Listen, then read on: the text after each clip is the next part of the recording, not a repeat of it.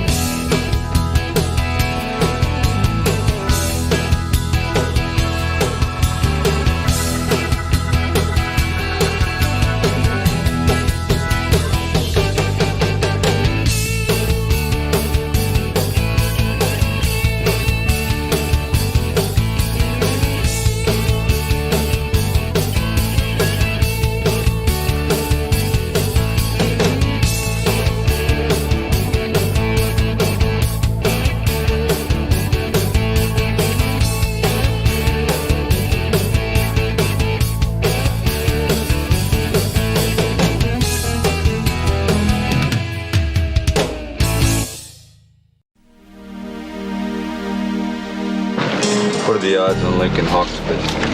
20 to 1, pal. Real long shot. Locks? Let's go. The world meets nobody halfway. Remember that. I don't have a father, sir. The world has always bet against Lincoln Hawks. This guy's nothing. Why'd you leave us? It won't happen again. What my grandson found, I don't care how you do it. Do it. But a winner never listens to the odds. Whatever happens, I want you to stay with him.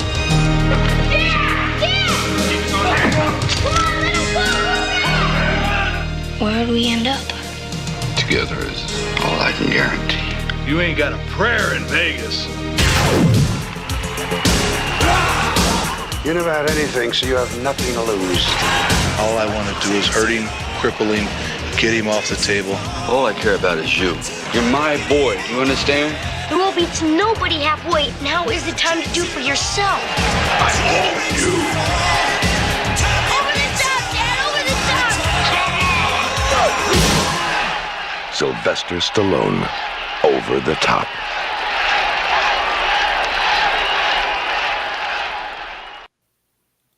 Good morning, good afternoon, good evening, and good golly, Miss Molly.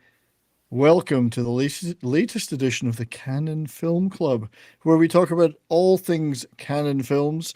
I'm your host, That 70s Rock Fan, and today, whether you're a returning fan of the Canon Film Club or a newcomer, you won't want to miss this sweaty movie, so stay tuned and let's get started. The world has always bet against Lincoln Hawk, but a winner never listens to the odds. Never listen to the odds. Multiple movies have said that. And as per Austin Trunick's Canon Film Guide, this is likely the only big-budget truck-driving, arm-wrestling father-son drama that will ever be made. And if another one is ever made, this will still be the best one. So, of course, because it's got Sly. That's right. So today we discuss 1987's epic Over the Top, the movie that probably destroyed Canon eventually. Yeah. Amongst the many other things, of course, that destroyed them. But it's also a rather good movie, in my opinion. So welcome one and all. Welcome to my dear friend, Joe. How are you, sir? I'm doing great, man. How are you? I'm pretty good. I'm not as tired as I was a couple of days ago because, as everybody now knows, I've got a new puppy. We have a new puppy in the house, and we're pensioners, so this has been a little bit of a lifestyle adjustment. And she did seem nice and quiet and sweet when we rescued her from the rescue place. she's actually quite active. Yeah. Well, she's at home now. She can voice her own opinions and stuff. She's training us well, and I've not had so much exercise since before I did my back in 4 years ago. But she's very sweet, but it's meant a bit of a regime change. So you haven't seen many videos on my channel recently. It's because that's had to kind of fall by the wayside a little bit, and I've tried to keep concentrating some live stuff. But I'll get back on track. She's very good. She's lovely 3-month-old. Who knows what she is? Part lab, part terrier, whatever. There's all sorts of stuff. It's a rescue, man. Look, that's rescue. all my wife gets. Of course, I think I've told you before. My wife was the captain of the Barkus and Meow crew. That's Mardi Gras crew down here. Oh, so yeah. they have a pet parade every year and stuff. So she's always been involved in that, and she's big about animal rescues and stuff. One of her best friends runs one, and yeah, it's a big. It's one of the most beautiful things we've ever done. Oh yeah. There she is, Ivy. So she's already about 2 feet plus long. She's only 3 months. She might turn out to be a little bigger than we thought. But beautiful stuff. So that's why I'm kind of being a little bit doing a little bit less YouTube, but still trying to keep on top of it. Live streams. I do shorts every day right now. I'm doing a short every day of a different record from my record collection, alphabetically, starting with the 7-inch singles. So that's been quite successful. Anyway, stuff will be happening, and there'll be this week. I'm planning to do a member stream and also a physical media, because I got a pile of new physical media here, and I want to do a member stream because I want to give away stuff. Like I gave away a Canon Film Club t-shirt last time, and Lord Thoth, that hoser, was the winner. Would be a hoser like him, eh?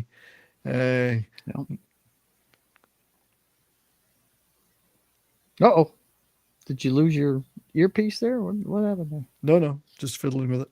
Oh. But this is the newest thing I've been trying out, a 70s Rockfan hat. So if I can figure out how to My wife has get... been working on new merch for me. This is a cell phone stand with the privateer on it. I like that. That's nice. Yeah, she's getting her stuff going for the next show. We're doing a show in July, I think. What she does is she works on merch for me to try out ideas, and then when she does something she likes, she makes it with all of her stuff, with all of her little sayings and stuff on it. And yeah, it's good for her. Yeah, nice to be creative. So one of these hats may be the next lottery giveaway on the next member stream. Which now, when you say you're doing a member stream, you say you mean you're going to be on there by yourself and talking to the members? Is that what? No, the members can come on. Oh, okay, good. Only members can watch it, but members are all welcome to come on the stream and talk. Unless we did one last time, I had about a dozen people or more, quite 15 people. And dude, I'll show up for it. I love member streams. I used to be on comics divisions ones every time he did them. Yeah. And I do a couple of raffle giveaways, give away some stuff and send some stuff to people. So we'll do that. Hopefully I'll be won't be busy when you're doing it. Cool. I might try doing that on Wednesday evening. You never know. But we'll see. And as I say, physical media stream. But anyway, to today's topic, and it's a tiny panel right now. I think Courtney's going to join us. A number of people said they wanted to join today because it's this movie, but maybe they'll turn up as we go, as we get going. And the wonderful Eric K, the man who loves to put his meat in your mouth, has donated 5 gift memberships. Eric, you are a gentleman amongst gentlemen. Although having met you, I'm not sure how gentle you are. I think you're a bit rough. But, your meat you were very rough with that meat. And people are getting those gift members. So that's 5 more people that will potentially be able to join a member stream this week. Courtney's trying to sign in now, she says. So, here we go. So Eric K gifted 5 memberships, and Admiral T got one. Real Marcus Felix got one. Core member got one. Rob Altus got one, and God help me, the Canadian Roland got one. Oh no, Oh, that's not boy, Roland the look out. Wretched. It's not Roland the Wretched. It's the Canadian Roland. He's Yeah. much like Randall Orsher, I think, who's a fellow Korean content friend of mine. Oh, really? He likes the So Korean stuff he like you likes do? the Korean Cool. stuff too. We were probably Very the cool. only two that can talk about it.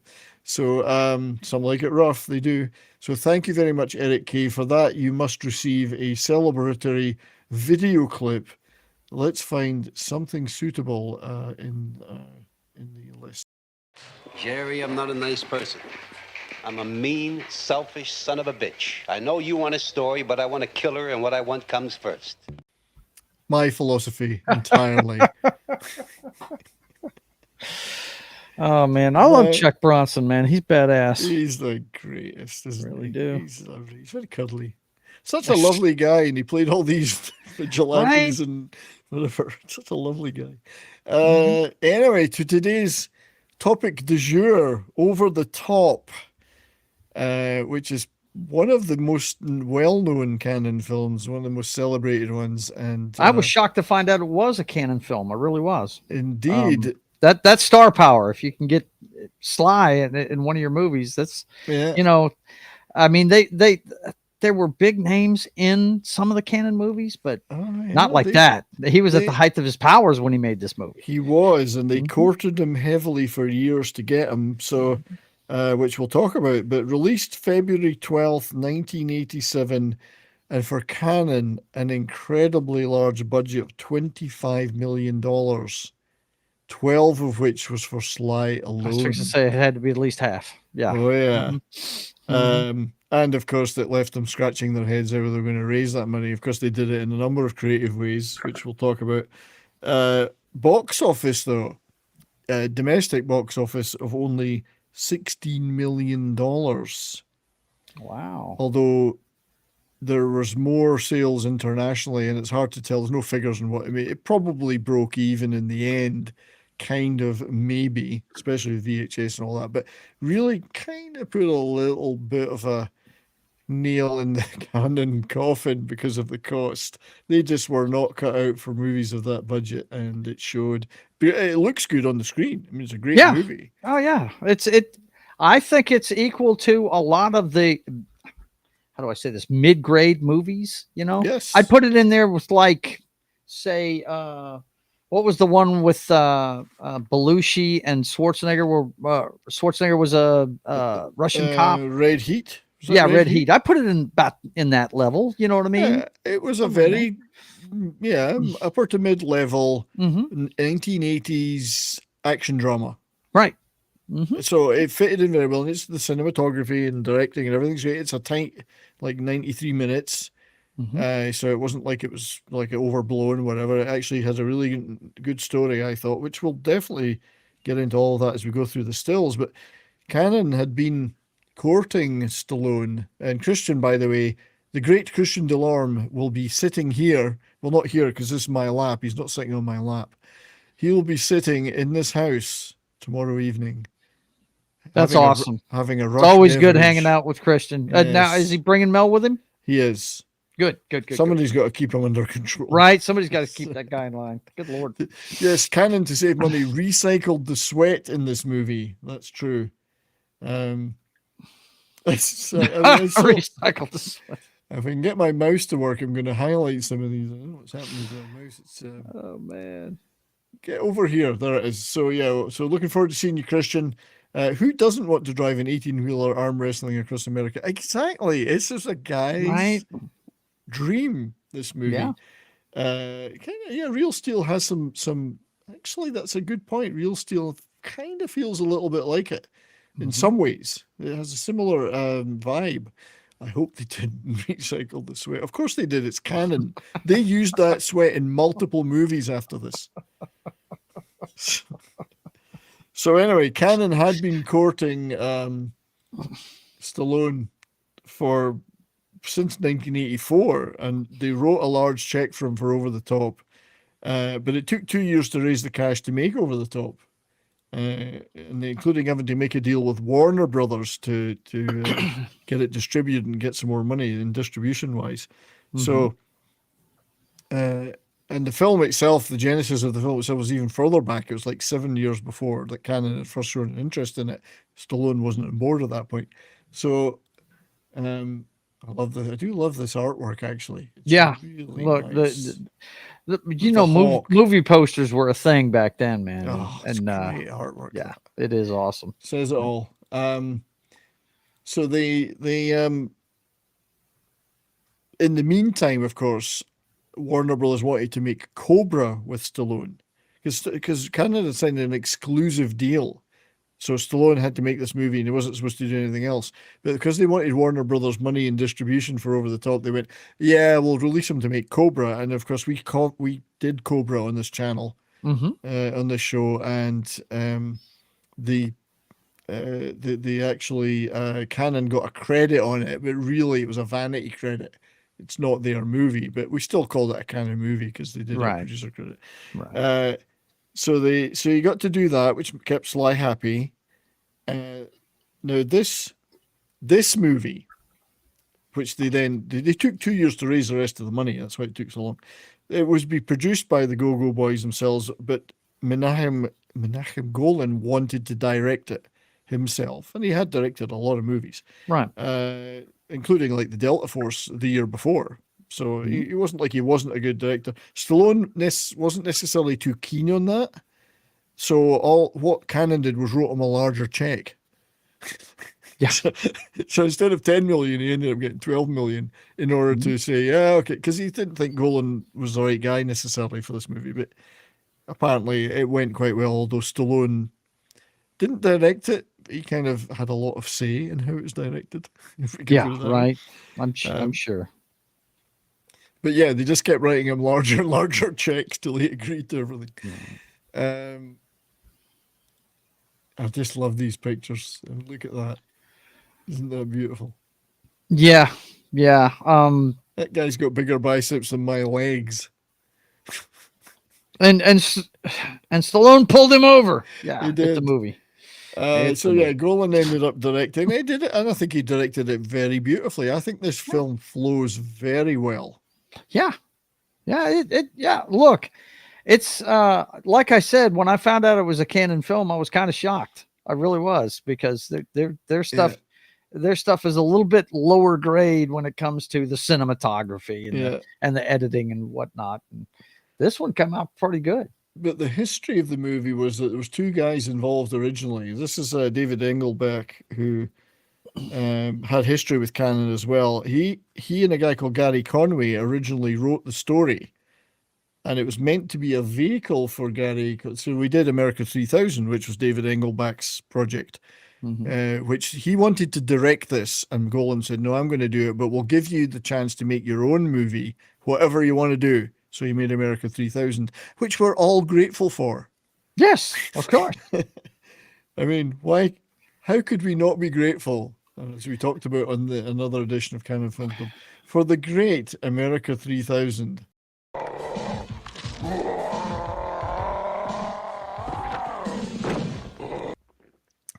You see, Mad should have been here. Mad said he wanted to be in the show, and that's the ideal film for him. A woman being thrown by a large male monster out of a cage.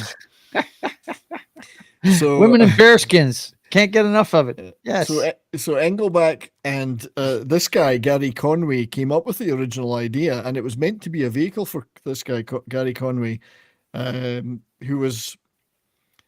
It was with Columbia originally, the project, and Columbia dropped it, and they took it to Cannon, where Golan became keen on it, and and as I say, Engelbeck wanted to direct, but he said, no, I'm directing it, you can take America 3000. Now, Gary Conway, this actor, who I'm not totally familiar with, but I have seen one or two things he's in. I only put this picture in here for Mad Martigan, and he's not here. Jeez. It's a little bit cold where Gary Conway is. It is. He was, the one I remember him from is the star of Land of the Giants, of course, which I'm old enough to remember. I love that show. That's one of my favorite Irwin Allen joints right there. Love it, man. Yes. So and he'd done a few movies that were been some TV stuff and some movies, but he wanted a starring vehicle, and he came up with this idea for Over the Top. And it just wasn't going to. Cannon said, well, we like your idea, but we're not going to, we want to do something else with the story, and we don't want you to star in it. That's when they got the idea. We want to get a big star. They tried a few people, but Stallone was the one they really wanted. So Conway was kind of out, although I think they threw him a few bones as well, Cannon, to do some other stuff. So it then became a project once they hooked Stallone on the idea between him and this guy, Sterling Siliphant, who became the co-writers of what ended up being the movie. And Siliphant we've talked about before here as well, because he wrote The Towering Inferno. Yes. Which we had a great show on. Go back, check that show out if you didn't see it. And also my wrote... favorite disaster movie of all time. Yeah, and he also wrote In the Heat of the Night and The Poseidon Adventure. Yeah. So there's some good writing chops on all this movie. And it's actually well written, although I think it went through many, many rewrites and changed multiple times with different protagonists. I was to say, Gary Conway's credited as a writer on it, yeah, too. these story credits they get because they did come up with the idea. So Siliphant also, of course, big friend of Bruce Lee back in the day. They did a number of TV projects together. So, quite... that's writing chops, man. No doubt. So you had Stallone on board to act, to co-write, with Siliphant co-writing, Golan directing, but Stallone being heavily involved in that side of it, as he would be. He was an experienced director himself. So, and the idea was that this movie would become kind of the Rocky of the arm wrestling world. But Stallone wanted it to be more of a father-son thing because he'd done all these violent action movies. Mm-hmm. So Rambo, etc. Rocky with a little Rocky, although it's got a lot of heart in it, it's got a lot of blood too. So you want something a bit more, father-son dynamic, emotion, that kind of emotion, more of a family thing almost. Because there's nothing families like more than looking at things like this, you see. So, so he plays Lincoln Hawk, truck driving arm wrestler, or is it arm wrestling truck driver? I'd say truck driver first, then arm wrestler. Yeah. I think you're probably right. And I think possibly you could describe him not as a deadbeat father, but certainly for somewhat vague reasons, a completely absent father. Yes. Yeah. It doesn't really get explained, but no, although they do. We know his father-in-law doesn't like him one bit. That's for damn sure. So, he doesn't. No. Although he seems to have been in permanent touch with the mother. Yeah. And as he says at one point, the kid says, "You never wrote to me." He says, "I wrote you hundreds of letters." So I guess the grandfather was intercepting them. Sneaky bastard. So we've talked about Stallone on a number of things on this channel. Obviously, Death Race 2000, which was one of the most fun streams we've done. Yeah. It was Machine Gun Joe. Cobra, of course, which is just such a fun movie. That's just now. Let me ask you this: was he married to Bridget Nielsen at that point? I think at the Cobra time, I think he was. Yeah, I think he was. Yeah. This was his version of Beverly Hills Cop without the humor. Well, there's humor in it, but but it's more Sly being Sly. It's Sly being Sly, and this we get this. Your disease, and I'm the cure. Yeah, too awesome. That movie is a guilty pleasure for a lot of guys. Oh, I just love that movie. Yeah, I love it. Cobra is one of the greatest. It's a draw. It really is. Peak 80s. Peak 80s. Yes, good afternoon to everyone that's in the chat that's joined recently. Hey, we have the Fizchozo Corner. I can't pronounce that. I'm sorry. I'm telling you. Fizchozo Corner. Fizchozo. And you can see all the regulars there. Davida, Vince, Norty, Soul Assassin. Christian obviously was there. We're still waiting for Courtney to log in. Eric K. A bunch of people in the chat there. Good to see you all. And Vince is over on Rumble, keeping that side going too. Good to see you all. Thank you for being here. There he is again in Cobra, looking mean. Looking sly. He looks sly. He looks like Sly. So he'd been a major box office star for over a decade. That's what Canon were just desperate to get him. He wanted something a little less action-oriented, but still something masculine. What more masculine can you get than a father-son dynamic? You wouldn't get that in a movie now. Let's see. The last one I remember seeing that was father and son where they didn't hate each other was The Road, and that was pretty dark. Oh, you know, that movie makes me cry. I'm telling you, man. Oof. Have you ever read the novel, the Cormac? No. Oh, I heard it's even worse than that movie. The first chapter, I'm going to sound like a real wimp. I was crying reading it. Now that's writing. I couldn't. I was like, this is terrible. Oh my god. Tears in my eyes reading it because I'm a father. Well, that means they did a good job on it. They did a good job. The writing does such. It's Cormac McCarthy. It's such a great writer. So yeah, you kind of knew they were going to have to break their normal low budget approach. Got them for this 12 million fee in the end. In Canon style, of course, they didn't have the cash. Paid him a retainer of $500,000, and then went figuring out for 2 years where they were going to get the rest of the money. But as well as as we'll see when we see the stills, as well as the Warner Brothers deal, they put on a masterclass in product placement. This movie is laden with product placement all over it. It's so funny. It's like 30 credits at the end. Well, I don't know why more movies don't do it. I mean, because they're getting free money to use in the movie. Well, there was always a bit of a snobbish thing about it in Hollywood. Like, actors wouldn't do advert. Well, they would do them abroad in Japan, but they wouldn't do them in America. Yeah. You see, in the internet days, that doesn't work. But they was, we don't do that. We're artists. Yeah. Now, that's what I love about watching Korean TV dramas. Even the classiest, most expensive ones, there'll be at some point in the movie, someone will go, I'm feeling a bit tired, and somebody will get this caffeine-laden chocolate bar brand out and go, try one of these. You'll feel a lot better. And they said the plot. They work it, and there's an espresso machine in the corner. Oh, let's go for a coffee. And then, now let's get back to solving this murder. You know, it's I love that stuff. They're just quite open about it. They don't care, and it doesn't. They work it into the plot. A lot of but they don't. They don't want us here in the West to know they're doing it. So they do it over in Japan, whatever. Yeah, Big Buck's doing it too. That's right. Yeah, all these actors that did the Japanese adverts. Oh no, I'm an artiste. I don't do that. So the kid was played by Mike Hawk. They had such. Him and his dad have such inventive nicknames, Link and Mike. Really inventive nicknames. But Mike Hawk, David Mendenhall. Now, I have to say that he is one of the least annoying movie brats I've ever seen. I was going to say, this kid actually comes off pretty cool. He does. He's not an annoying pain in the butt whiner. He is not. He's written pretty well.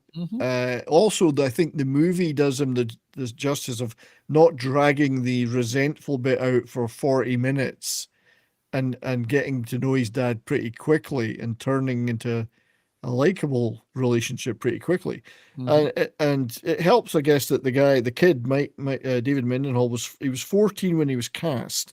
But he'd been in TV for years. He was in General Hospital, I believe, for many years. So he was a very experienced actor for a kid.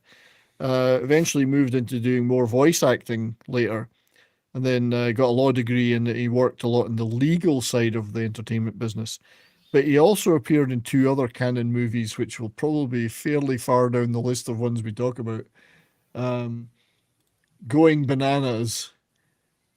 Oh my gosh! Which I've seen once, and then is not necessarily. Look, if it's got Dom DeLuise in it, I'll watch it because that guy is a joy. If you want to see, just look up joy in the dictionary. You will see a picture of Dom DeLuise. So Going Bananas, and which is an okay movie, but he is also in one that I must admit I've never seen, called The Secret of the Ice Cave, which stars Michael Moriarty and Sally Kellerman, the other Hot Lips. Now that's a cast. Sally Kellerman, the original Hot Lips, in fact. Both of them are gone now. Both of them. Wow. So, terrible movie by all accounts.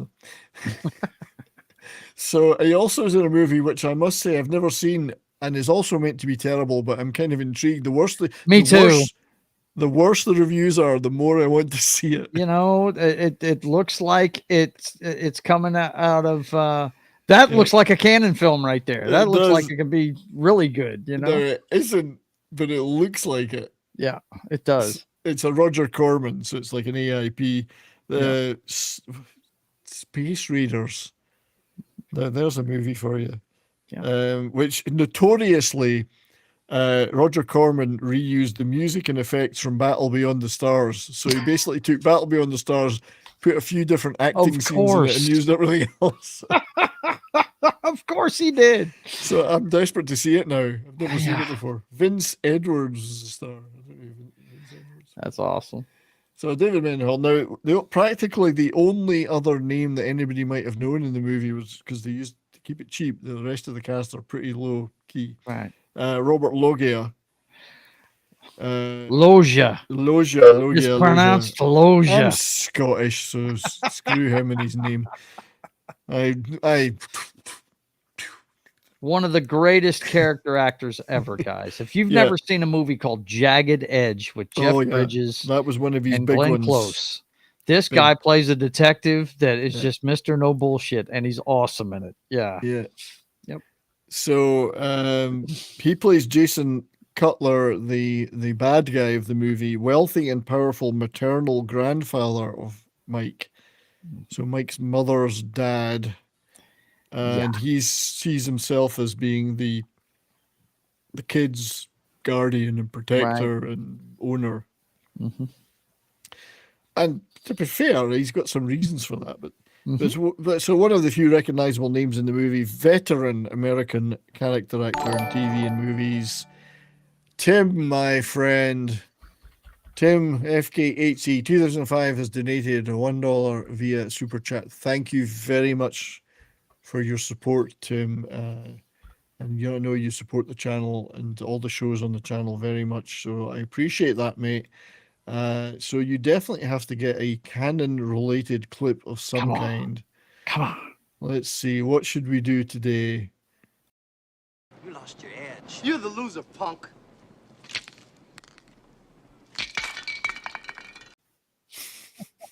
I love that clip. Thanks, Tim. Right there. Yeah.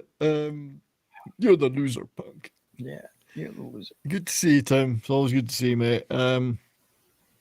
So anyway, look, his career really took off in the 80s. Well, they'd been around since like the 50s, I think.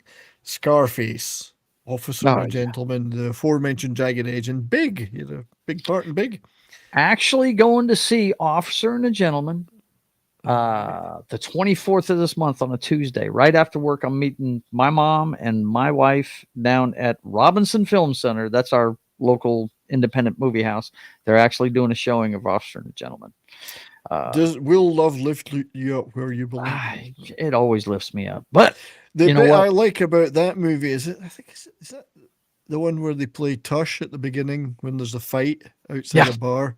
Mm-hmm. That bit I like. Yeah, it's very cool. They play Tush and Richard Gere punches somebody out because they're mocking the Navy guys, and he's just screw this.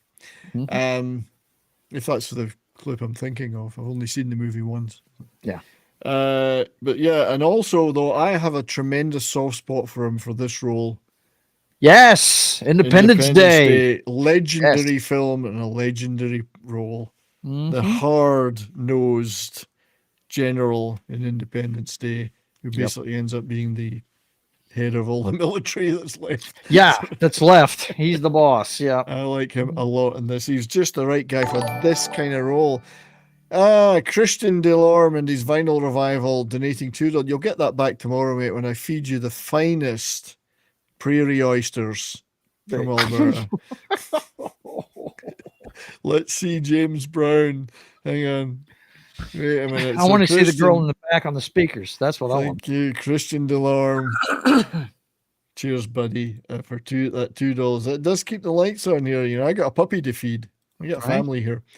Let's see James Brown. Well, he must be here somewhere. Somewhere in that long list of videos. Or is he? Oh, you might be disappointed. You didn't dump him, did you? No, I didn't dump him, but this is I've got different profiles, and he may not be here. Oh no. Oh no. Where is he? Where is he? I got all this canon-related stuff. I don't see James Brown. Okay, it won't take long to find him. So if you're willing to let me prevaricate, go for it, man. For 30 go seconds. For it. I'll talk to him while you look for 30 seconds, I will Robert find Loggia, it. boys and girls, if you don't know much about his filmography, you need to check him out. Of course, Scarface, he's the one that teaches Tony about the business. Never get high on your own supply, right? Don't ever underestimate the other guy's greed. He didn't teach him very well then, did he? No, he taught him well. It's just Robert Loggia broke his own friggin' rules is what he did. Right. Here we go. James Brown.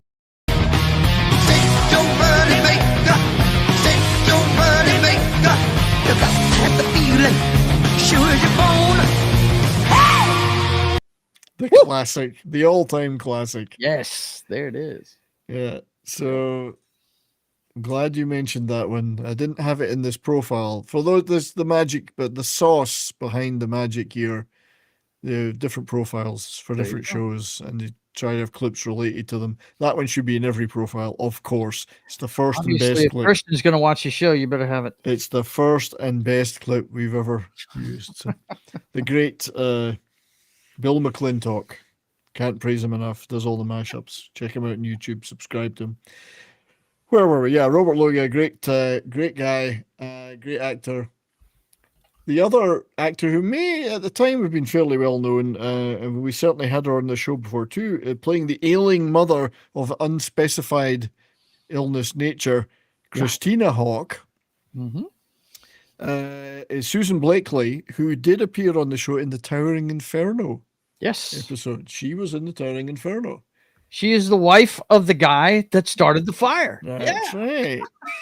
And the daughter of William Holden's character. Yeah, that's right. And she was kind of sweet on Paul Newman. Yeah. And who wouldn't be? Right. And she looks rather sweet there herself. Oh, dude, she was a hottie. Yeah, no doubt. So she had appeared with Stallone before, though, in The Lords of Flatbush. Yes. With Henry Winkler and whoever the hell else. I can't remember who else was in that, but there was a bunch of folks. A bunch of them. Yeah, there she is with Stallone. So they had worked together before. I want to say Mickey Rourke was in that too. Let me check. He might have been. Check it out. This is the film that made Winkler and Stallone lifelong pals, and they still are to this day very big friends. Let's see. Flat Bush. There we go. Winkler. Who else is in this? Let me see. I can never remember. Perry King, Paul Mace. I could be wrong. Yeah, it looks like I am wrong. I thought Mickey Rourke was in that one. I'm like probably an extra. Throwing it up with somebody else. I think it might have been a bit early for him. I don't know. So as Tim says, Richard Chamberlain had a wife. I don't think so.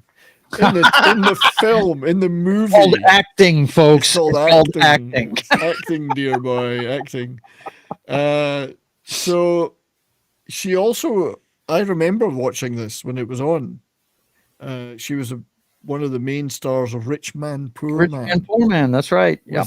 Nick Nolte before he started to look grizzled and alcoholic. Right. That's around the time he did Who'll Stop the Rain, which is one of my favorite movies from the 70s. Love one of that my favorite songs. Yeah, it's a great song, but the movie's about drug running in Vietnam or some shit like that. Yeah. So Rich Man, Poor Man, at the height of 1970s miniseries mania. That was one of the big ones. Yeah, it was right up there with Foreign Birds and Shogun and all that stuff. It was one of the first ones. Yeah. So also stars of this movie, though, were the arm wrestlers. Now, the arm wrestling community, really, a lot of them are in here either in cameos. There are some actors playing those parts, but a lot of cameos from real-life arm wrestlers, champion arm wrestlers. The community got behind it a lot. There was a lot of hype around the movie. They supported it. They had events around it. And they really hoped it would do for them what Rocky had done. I'm not sure it necessarily did, but not through lack of trying on their part. And it did give them a lot of credibility, even if it didn't give them that wider success. So this is Rick Zumwalt as Bob the Bull Hurley. I believe his biceps were something like 18 inches, 18.25 inches. Wow. That's crazy. Yeah. And also he was good for Cannon because he provided his own sweat.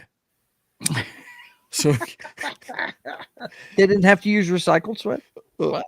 Tim's waiting for the stream about threads. That might happen one day if we get into this dystopian post-apocalyptic. Wasn't that a post-nuclear thing? Threads? Right. But anyway, so he was in it. I'm not going to go through all of them, but there's a lot of the cameos are real. I knew they had a wrestlers. lot of real arm wrestlers. I was always intrigued with who was the big arm wrestling nut that decided to put this movie together. Well, indeed, Gary Conway's the guy that did it. It must have been Gary Conway's idea to start with. But Zumwalt also did some other work for Canon later. He was in this Rockula, which I fully intend to do one day. Really? That's Thomas Dolby playing the Get out of town, the blonde in the back. Yeah, that's Thomas Dolby. Wow. So Rockula, look it up, everybody. It's a fun movie. Going to do that one. Dolby. But he also appeared in a slightly less well-rated one, Penitentiary 3. Oh no! Not even 1 or 2, 3. So third Penitentiary. this one has got. I think it's got negative ratings on every service. Don't drop the soap in that movie. Yeah, don't drop the soap. Another guy was Greg, which also in Penitentiary 3 was this guy, Greg Magic Schwartz, who played Smasher, who's in the first arm wrestling thing in the bar. Mm-hmm. So that was Smasher, Greg Schwartz. All these guys were champions in real life. Yeah. They also had Randy Rainey. Look at the size of that guy, man. Randy Good Rainey, Lord. he might be the guy with the 18-inch biceps. I'm not sure. He was Mad Dog Madison in this movie, but he was also in Rambo 3. Really? So there you go. Harushki, was he? Yeah. I don't know, but he looks pretty rough there. Oh, I'd have to say so by the uniform he's got on. There was other guys like this guy, Andrew Cobra Rhodes. He was a consultant and he played a referee in the movie. He was a multiple world champion. Wow. Arm wrestler. But the women were represented too. And it's a shame Pope's not here because this is his ideal woman.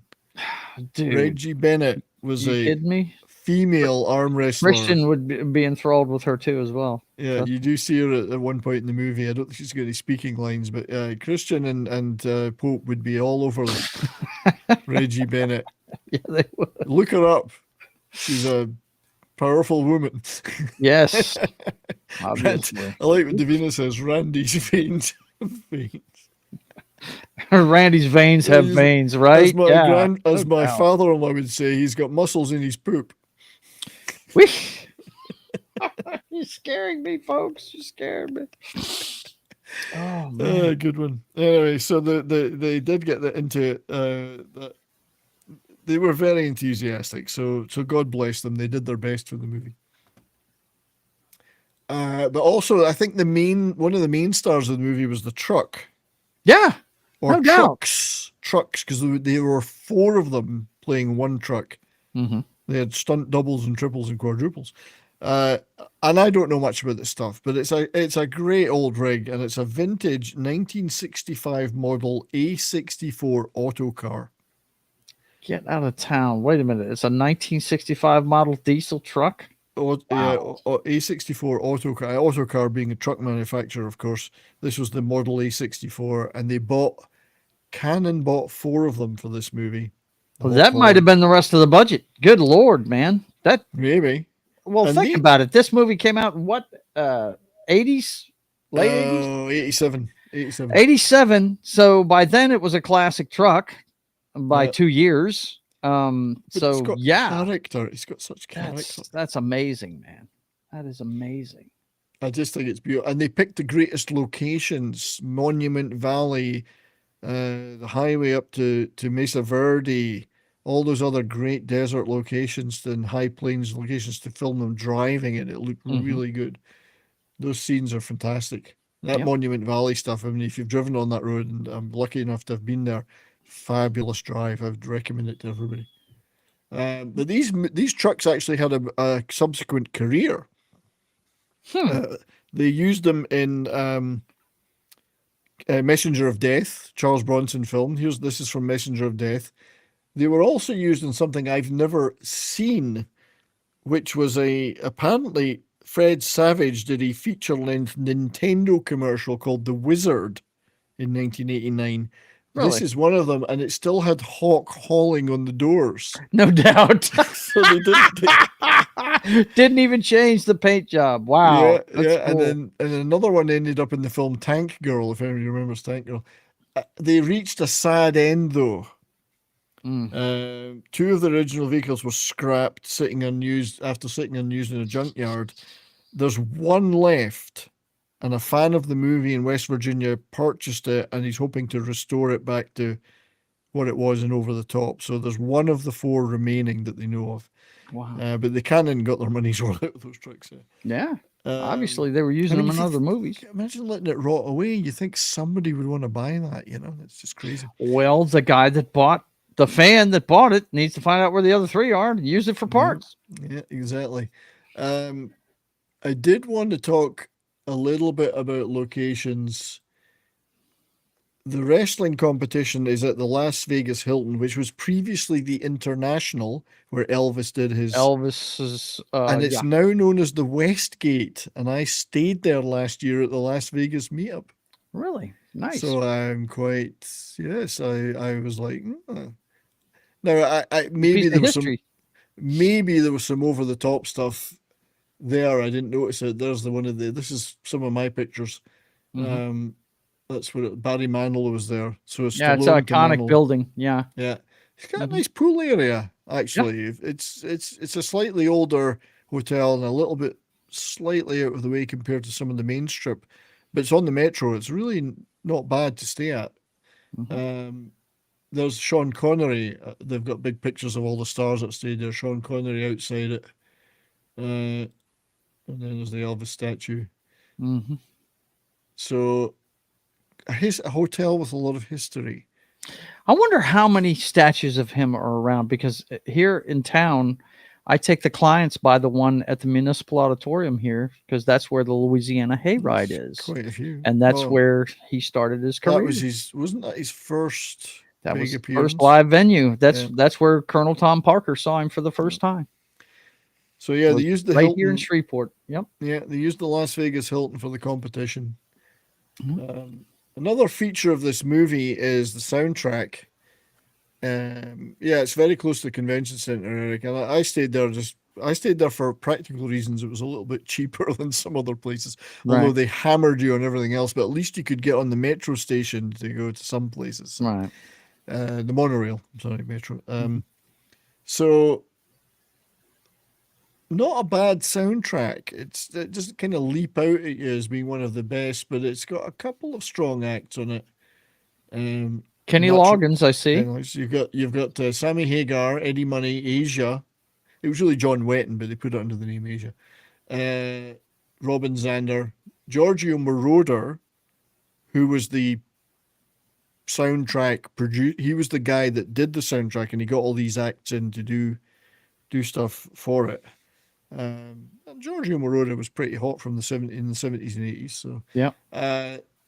The one that, if I could just wouldn't be a Sly Stallone movie without Frank singing on it. That's for sure. But Sammy Hagar even had a music video, which is, I got to take the volume down. Hopefully I get away with this. From the track "Winner Takes It All." Mm-hmm. I can't play the music particularly, but scenes from the movie, and I believe if we get to the right point in it, he's arm wrestling Stallone. He's an idiot. Yeah. And he actually wins, I think. I don't think Sly's trying. Right. So there you go. Whatever.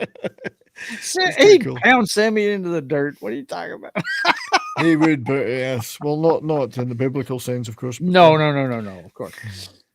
So that was and just before, while I'm still in this browser, go back, everybody. I was hoping Nick would be here today, but he hasn't made it.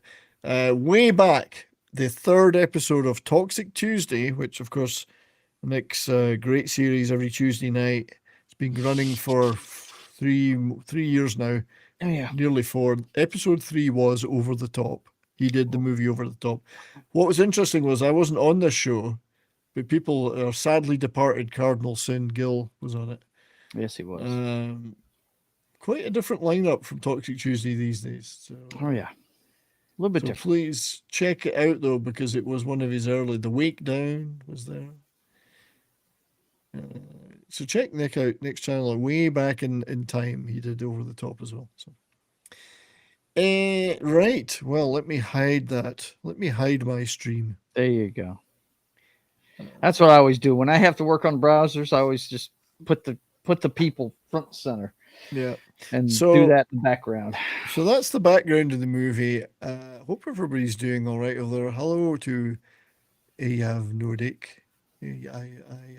I can see again. I'm Scottish. I can pronounce shit. That's right. I have no dick. I have to say it the right way to get the joke properly conveyed. I have no dick. There you go. I don't believe that to be true, unless, of course. Well, in these days, who knows? Who knows? Hope you're all enjoying the show. It's not the ABBA song. The Winner Takes It All is a different song, the Sammy Hagar one and the ABBA one. I love that ABBA song, though. I'm a big ABBA fan.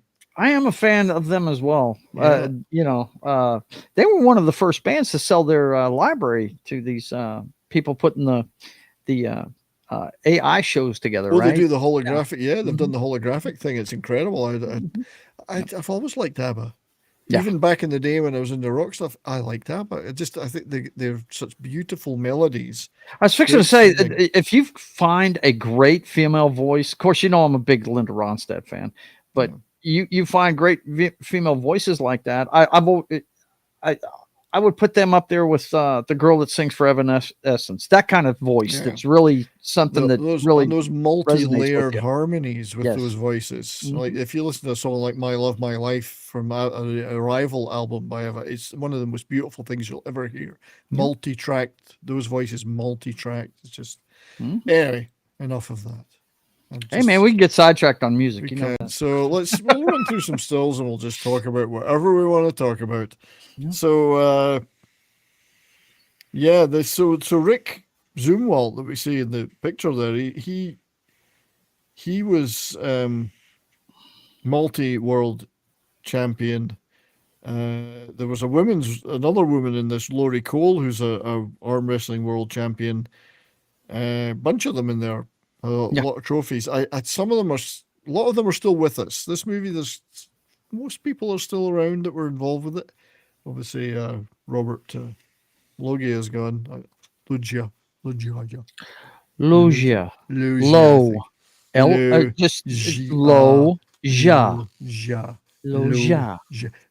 rider. It's not. Look, I wouldn't. If I hadn't heard him pronounce it correctly myself, I would have pronounced it the same way you're doing it. But yeah, it's Logia. Yeah. So the movie begins, as most of them do, at the beginning, at the start, with the passing out from what I'm assuming is a military-themed boarding school. Yeah, it's a military academy. But it's supposed to be like a middle school. It's not full-on high school because the kids. Right. Yeah, but there are a lot of military academies that teach every grade all the way through. So that's probably what we've got here. Yeah, and you can see the kid. What I like about the kid is he's not some kind of weak, shrinking violet. He's quite confident. He's good at this. He loves this stuff. He's right on with it. But he's looking around for somebody. I think he thinks his grandfather's going to be there. You hear the grandfather's actually, his plane will land in an hour. Well, it's a bit freaking late now, isn't it? Start the sodomy again. But you also see with all these, and it's obviously a well-to-do boarding school because there's a lot of fancy cars and and up rolls Link with his denim shirt and a tie. And the braces. I like the braces. Yeah, well, he's going to a graduation. So he's gonna and then everyone's kind of sneering at him like, oh my god, who's that? Who is this? Running around with suspenders and a tie, no jacket. What's wrong with this fool? Yeah, indeed. So, and the kid he's not devastated that there's nobody there. He's just kind of like, expected that. Mm-hmm. And then he gets the call, hey, come and see the commanding officer, whatever. I like this bit because your father's here to get. I don't have a father, so immediately they're setting up the right. Now he's looking at him like, I guess he's never seen a picture of him. I don't know. I guess not.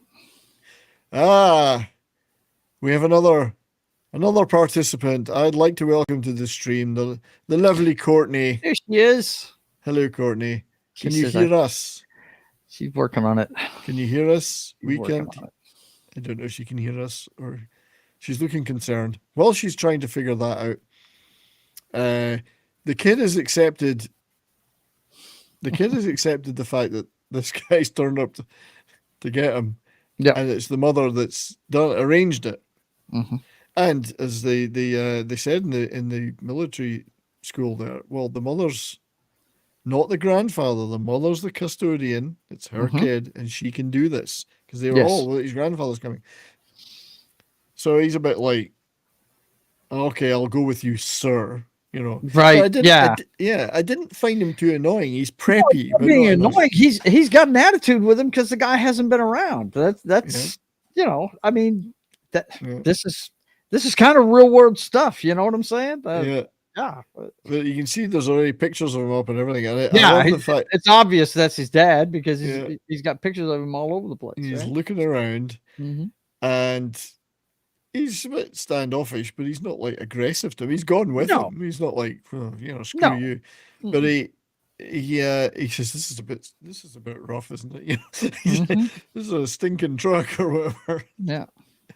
But when they have the conversation about, well, I wrote to your mother all the time. I wrote. He says, well, you never wrote to me. He says, yes, I did. Hundreds of letters. I never got them. So they never say it explicitly, but you've got to assume those letters were intercepted. Yeah, by the grandfather because the mother's living in that mansion. So yeah. So he freaks out, rushes across the road, nearly gets killed, gets his sleeve ripped off by Sly trying to save him. Yep. But I don't find what I liked about this was in a lot of these movies, they'll really nowadays, especially, the kid would hate the father and would be right. And he's a bit snarky and snotty here, but he's not like.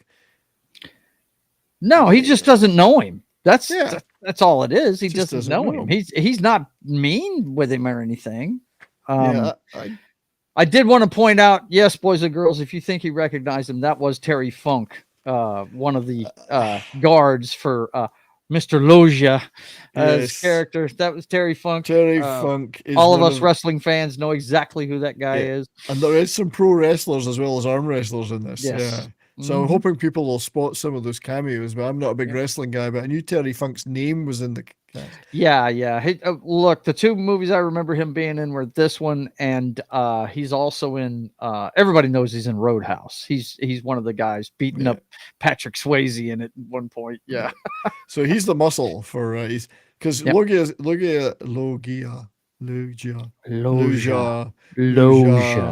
It's not French, you know. He's Italian, not French. I understand that, but it's pronounced Logia. So he's got a heavy and a slimy lawyer, as they all do.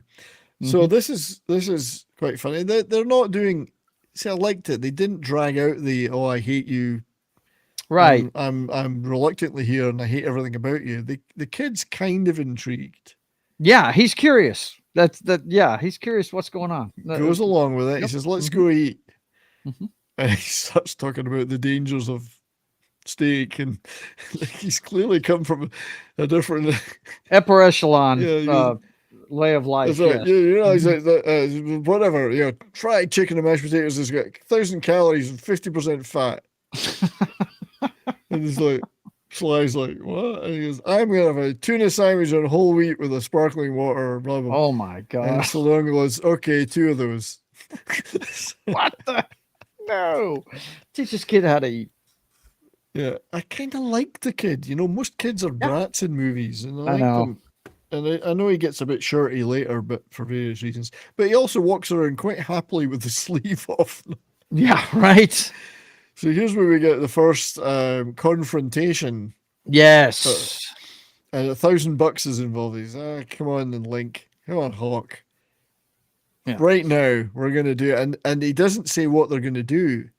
I like that. They didn't make it clear. The kid says, are you going to fight him? It's kind of, but not quite. Nah. So Smasher here I'm trying to eat with my kid. No, okay. Eventually, it's $1,000. You know, this is how he makes his money. So he's more of an arm wrestler than a truck driver.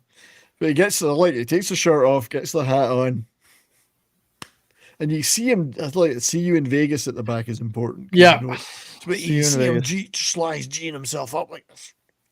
Yeah, he does that look there. I love that look. He's focusing. He's doing what martial artists call focusing his chi. Is what he's doing, man. He's getting ready. Yeah. He's getting his mind right. Yeah. So tuna sandwich in whole water. Yes, whole water is the full fat version as opposed to the slim water. Yeah, classic trucker caps, no doubt, man. Yeah. No doubt. So the kid is getting an introduction. He's getting an introduction to, and Courtney's had to drop out, unfortunately. I hope she comes back. The kid was in military school, yes. Yes, Big Dave K. He was in a military academy, yes. Take my hat and switch it around. That's how it works. Yeah, it's fighting time. We got to get ready to go. Like Jeffrey Lewis in every Clint Eastwood movie he was ever in. Like every which way but loose. He was like this until it was go time. Until it was go time, and then he's like that, and that means I'm ready to fight. Look, it looks any like which way you can, and any which way but loose. It looks like somebody's ass in my head. That's it. I should draw a line down the middle of my head. Right, we're going to attempt to get Courtney back on board because we need the female perspective on this very masculine movie. Yeah, this is a high testosterone. I can hear you. Yes. Okay. Yes. Hey. We can hear you too. How are you? Am I too loud? Hey, no, you guys. Hi, everyone. I'm doing well. I love this movie, and I have such a hard time. I needed an adult. My housemate helped me, but then when I went into Streamlabs, we're just going to look at you for the next hour. Okay. Check it out. I'm glad you could get in okay, lass. Good to see you. Thanks for joining. Welcome back to the show. Thanks for having me. Yay. So do you like this movie? It's a I do like this movie, but you like it. What do you like most about it? I don't know. It just reminds me of childhood. I used to watch this with my brother, like over and over again when there's it came a nostalgia thing going on. That's good. Yeah, and it's funny. I was talking to my ex-husband a little bit ago, and he was quoting everything from this movie. He knows it like front to end, and I was like, "See, you watched it too. It must have been our era. Like everybody loved this movie, and also it had Stallone in it. So being from Philly, we all love Stallone." And Stallone does that thing in it, I think, which is great, is that he can do that masculinity without appearing like he's some machismo monster. Yeah, he's not a complete asshole. No, he's got sensitive. He does that great. He's a great actor for that. Sensitive, like Rocky, sensitive and then masculine when required. Mm-hmm. And here we see we see our first buckets of sweat. Yes, the recycled sweat. Yes, from the Charles Bronson era. Yes, you can almost see the veins popping. Blood vessels are bursting. Hair is standing on end. Oh man! Hey, John. Now see, the other guy looks a lot more macho acting than Stallone. Still got the soft face, you know. Yes, the others are all really giving it. I hate you. I'm going to kill you. Stallone's the reluctant. It's like Rocky. He's playing Rocky-ish. Yeah. I'm a bit reluctant, sensitive, but if I'm in this thing, I'm going to win it. So that's Greg Schwartz as Smasher, that particular arm wrestler. So John Das Wolfen, good to see you, mate. Don't worry about it. Hi, Das Wolfen. Thanks for popping into the chat, though. And he's so the kid's watching all this as well. Mm-hmm. So it's his first introduction to the world of arm wrestling, which apparently is very big on the trucker circuit. Obviously so. Every time he stops at a truck stop, somebody wants to a few truck stops. I've never seen any of this, but and he wins. Of course, he wins. You see him wrapping his fingers around.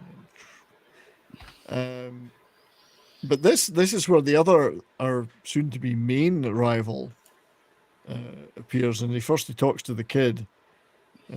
Jack Zumwalt is the bull. Talks to the kid, disparaging the kid's father, and then goes up and tries to intimidate Sly. He wants to fight him now, but Sly's not having any of that. No, Vegas. No, Vegas. See you there. Vegas is a thing. Mm-hmm. So it's quite. I think it's such a well-written script. I mean, there's a couple of problems, and they don't really explain why the split happened between him and his wife. But otherwise, they don't give away too much overtly. They don't say, "I'll meet you in Vegas, where we're having a big arm wrestling competition in a few weeks." Right. There's nothing in Vegas. But this guy's just a monster. I mean, look at him. Yeah. He's already sweating, and he's not even arm wrestling. He's not baby oiled up. That's what I think. Hey, Stark of Iron is here. Good to see you. Hey, Big Dave hey, K's Johnny. here. Hi, Good to Dave. see you guys. So anyway, and we have, I think, already sussed that the mother is the one that's asked Hawk to go there and pick up the kid and get to know him. Yeah. And here we first are introduced to her, Susan Blakely, in hospital for some unspecified but serious. Yeah, they don't really illness. say why she's sick, but she's got some kind of illness where she has to be hospitalized for it. It was a cardio type thing, maybe. But so she's explaining to the kid what she wants, and she talks to Hawk. And I love what Das Wolfen says. He says, "Is this an alternate timeline where Rocky Balboa was born in Georgia instead of Philly?" Maybe he by regenerated into two. Imagine if he see, that's the movie we deserved. Lincoln Hawk meets Rocky. Right. Yeah. There's the like, you know, Van Damme did the movie where he played the two. They should have had a sliding both. I'm here to represent the Philly side. That's right. You want the Philly? You'd be on the Philly side. I guess I can represent the South. Yeah. Yeah. But this is, the kid is starting to get intrigued by all this. Yep. And by his father, and there's questions being asked. This is the bits I like, where he normally you'd be, this father-son bonding thing. Let's get to the fighting. This stuff's really good and really well written and directed, and looks great because they've got these great roads. I think this is up near Mesa Verde. I'm pretty sure I've been up there if that's the road I'm thinking of. So they picked some wonderful scenes. Yeah, look at that to the right of that pretty. picture. Yeah, there. the canyon there. Maybe, and then you get more of Robert L. Robert L. He's in like everything, isn't? Am I He was looking at at the the right? time. Yeah, He was in everything I at the couldn't see time. very. Like, hey, we've got a big budget 80s drama. Get Robert. Get Robert Loggia. Loggia. Get him on the phone. Loggia. Courtney would represent Philly in an arm wrestling tournament. She would. Left-handed or right-handed? Left-handed or right-handed, though? I can do them That's the both. question. I can do them both. I play piano. I play bass. You know. So you've heard it here first. Courtney uses both hands. Shut up. I like it. But I do. I like it a lot. So yeah, the road photography here was beautiful. It's the cinematographer was a Canon regular. Sorry, forgive me, the name is going off the. David Gerfinkel, who did lots of Canon stuff as well as other things. Great cinematography. He made it look really good. It does look like a $25 million movie. Albeit 12 of that is in at the time. Now let's see, that's 87. So today's budget, it would probably be about 150 million. Yes. You know what I mean? Yeah, it's a big budget film at the time. And there's another shocking lifestyle change for the kid where he realizes they're going to sleep in the truck. Right? Where's the hotel? We're right here, buddy. This is it right here. Yeah. It's sweet. This stuff's pretty sweet. The kid, I like the fact the kid isn't. He's kind of going with it. He's still a bit snobby about his dad, but he's going with it, you know. It's an adventure for him. He's never done anything like this. Yeah, it would be an adventure. So he says, "Well, if you're uncomfortable, you can sleep on my shoulder." Bless. And then you see it in the morning, he's the one that's sleeping on the kid's shoulder. Right. It's an exciting adventure for a kid like that. Yeah. And he takes it pretty well, I think. Yeah. Yeah, like you said, he's not a whiny brat, man. He's just, you know. He goes. He wasn't expecting to have to do this, but you know, he's going along. And there's another great sequence. Us kids, we weren't whiny in the 80s. We were different. 80s No. kids didn't whine at all. Yeah. and then there's this great sequence where he takes part in his dad's morning training routine. Yep. You know? But you know what? He's probably accustomed to it from being at the military academy because they probably wake up and do PT first thing in the morning at the military academy. So. That's right. So I should have mentioned that there's one of the product placements there, Brute, the best a man can smell.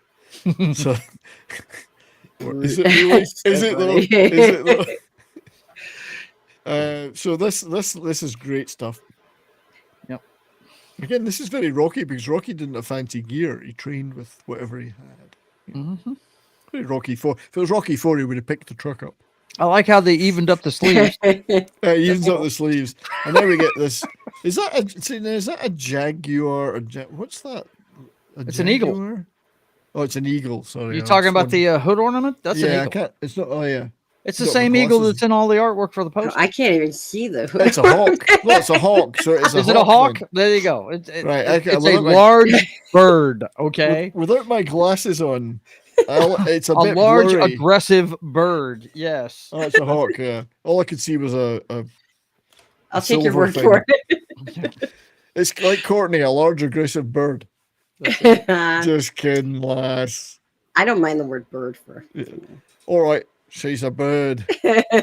She might take issue with the large part, though. Okay. She's not I just don't like birds in general because Alfred Hitchcock ruined it. Oh, that film scared the shit out of me as a kid. Oh, scared me too. Every afterwards, I'd look outside, and if there was a handful of birds on the wall outside our house, I'd be like, "Oh shit!" Oh, come on! They ruined the birthday party. Don't ask for whom the belt cracks; it cracks for thee. That's. When I went to school, high school, they were still using the strap. If you stepped out of line, big leather strap. Every teacher had one. You had to hold your hand out. For real, or is that a joke? No, that's for real. They were still using it when I was at school. My dad tells stories about Catholic school.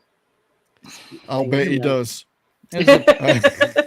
He's a recovering Catholic, so it was a paddle. It was a paddle down south here. But this whole Monument Valley sequence is phenomenal. It's one of the greatest places on earth. Go there, everybody. It's that's great. So pretty. Yeah. And I think it's just a bit. Oh yeah, he's showing them how to do the training like this. Yeah, he's working out. And I think this might be the bit where he talks about the social status. Mm-hmm. It's not all about There's more. I don't see any books. I don't see any books. Don't you ever read? Social. I'm a higher social status as you. And then there's I love this one. He goes, the average adult is only an IQ of a 15-year-old, and you're a truck driver, so you're probably more like 11 than 12, maybe 13. Yeah, man. That's about. Yeah, you say he's not whiny, but he is condescending. He's condescending, and I think he's showing he's his father's son a little bit there by challenging. Right. And then his father said, so he stops and he goes, "Oh, are you aggravated now?" He says, "No, I was aggravated about a mile ago." Right. How old do you think Stallone was in this movie? Stallone at the time? He looks so young. I mean, I know it's because I'm used to seeing recent. Probably his mid-30s, I would think. So it was 87. He looks like he's like 18. Yeah, he's in his mid-30s at least by then. Yeah. Okay. He was born in 1946. Oh, this is 80, and this so is he would have been 41 in he's this. 41. No, 31. No, 41. No. This is 1987. Yeah, you're right. 41. 41. Mm-hmm. He's almost my age, and I was wrong. I said mid-30s. Well, it would be filmed a little earlier, so it'd be 40. Mm-hmm. This is the year he got divorced from Brigitte Nielsen, by the way. We don't know exactly what time. Oh, he it got is? divorced. Yeah. Well, they were only married for 2 years. So. Yeah, they weren't married very long. Did she leave him for Ivan? Maybe. Draga? Could be. She left him for Flavor Flav. Don't you know? Oh, I forgot. Flavor Flav. I loved him. So this is the great bit where he thinks, "Are you going to wail on me now? Are you going to beat me in this?" No, you think truck driving's easy. You sit here, and let's show you how to do it. And to be fair, the kid loves it. Mm-hmm. Again, I think he's meant to be 12. The actor's 14, but the kid's meant to be 12. Yeah. He's never done anything like this. So who wouldn't, as a kid, love to drive a big rig like that. Right. I learned to drive when I was 12. Yeah, that's right. Vince, Not that though. Not a big rig. I like what Vince says. A 12-year-old thinks it's a good idea to read and drive. Oh, look, the road. Yeah. Good one. So, fabulous bonding moment. Not at all corny or cheesy. I love this stuff. Yeah. Maybe it's because I'm a father. I don't know. It's it's father-son time. You know what I mean? It's pretty cool. You didn't see him, of course, mowing down several pedestrians. They cut that bit out. No, they cut that part out. Yeah. So great bonding moment, and there's victories along the way for Sly and his attempt to become a father. How does he reach the pedals in that big thing? Are they like right? I mean, There's Terry Funk again. There he is on your right. Yeah, you saw him straining to reach the clutch, and yet he has to change gear, so that wouldn't work for too long. I don't think. Yeah. But yeah, so that was actually Jason Cutler, the grandfather, plotting something. He knows he can't get custody, and he knows the kid is out there somewhere. He's plotting to get him back physically, which becomes important later. But now we have another valuable life lesson. Is that a Super Mario Brothers game? Well, this guy looks like Kevin Bacon's less good-looking cousin. Oh my goodness. Or he looks like he should be in like the Lost Boys. Yeah, he does. It's just like the canon version of the Lost Boys. He looks like he should be playing chicken with tractors, okay? Come on. This is canon's Lost Boys here. So he goes, come on, you can arm wrestle these guys. And we get, it's predictable, I guess. Yeah, this is pretty neat. He teaches him some technique. He does, but the kid doesn't take losing very well. No. Because he's not used to the repartee, I don't think. And he plays military play fair, blah, blah, blah. And he gets a bit pissed off and storms out. And then he gets a pep talk. And I really like this pep talk he gives him. Yeah. And I've clipped a bit of it. I could only clip like 9 seconds worth of copyright. But the kids, you made me do that to be embarrassed. He said, no, I didn't. I'm trying to teach you the life. You've led a spoiled life. Not everything is given to you on a plate. You've got the potential, Mike. You can do this. Yeah. You just have to get over that, your upbringing a little bit. So I've got a tiny bit of that. It's a great pep talk, I think. Because I'm telling you, the world meets nobody halfway. Do you understand what that means? If you want it, Mike, you gotta take it. So, you know. Mm-hmm. You also have to be not afraid to fail. Yes. Yeah, you can't be afraid fail to and fail. keep going. Fail and keep going. Keep going. Yeah, exactly. Everybody who's successful fails 100 times before they succeed. Oh, I'm still doing that. Yeah. Me too. I haven't succeeded yet. Exactly. I'm hoping to succeed one day. So is that a Super Mario Brothers game? That's what I was trying to figure out. You didn't let me look. There's a lot of gaming. It looks that way. I see. It does. Luigi it's green. This is all part of the product placement. This film is laden with product placement if you look carefully. So funny. So let's go back and see. And why did they always? Why was like every bad kid or like bad person a punk? You know what I mean? Like you have the fingerless gloves. Like they always have that same look. Give us a bad name. So Mario, I don't know which generation. It's Mario Brothers. It's Mario Brothers. But what year was this again? 87. 87. Oh yeah, it was definitely up by then. There's also a pinball machine though, which is also dates it. I don't know. It might be Donkey Kong though, because it looks like there's a monkey there. That's Mario Brothers, I think. But no, and the one on the right. What's this one? I don't know if I can't zoom in on it, unfortunately. That's okay. No, I think it's the one on the right, isn't it? It's a Nintendo on the right, but that would be Mario Brothers. Yeah, but the one on his left, that could be Donkey Kong because it looks like that's an ape's head down on the bottom there. It could be. This one has SU, which sounds like Super Mario Brothers. Anyway, I'm sure people will know in the chat. Well, yeah, that's what was big. On Nintendo 64. That was like the first game, Super Mario Brothers with Duck Hunt. It came with a plastic gun. So Mike has learned a lesson and now goes back in to kick some ass. And also shit talk while he's doing it, which is good. Yeah, there you go. That guy looks like he's like in his 20s. That's totally unfair. This kid looks like he's 8. You know? I have to say, this kid, the R word was invented for this kid. Yeah. Yeah, and of course he wins, and then he wins a second time. I think they do a rematch, and he wins again. So he's learned some valuable life lessons, that willpower and overcoming and failure. Yeah, blah, blah, overcoming blah. mistakes. It's all really good messages. Yeah, I find. It is Mario Brothers. It said Mario Brothers on it. It is. It's Mario Brothers. It's I not called Donkey it Kong. the second I saw it. Yeah. So he's basically destroyed the Lost Boys there. Yes. Yeah. The Frog Brothers. The Frog right? Brothers, yeah. So while he's talking to his mum again, he's now back in bed and is looking even worse. Yeah. You can tell she's ill because of her haircut.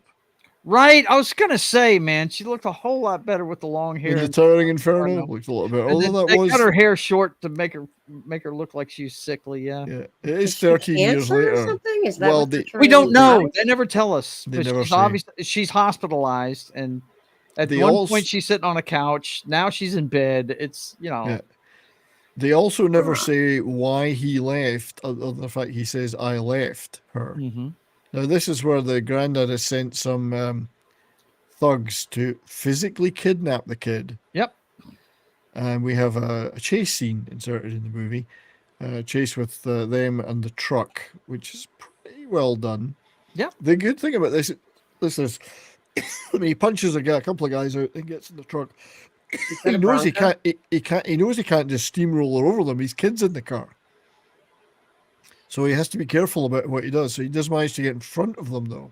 Mm-hmm. Punches them out, gets the kid back, and I have a tiny little bit of that.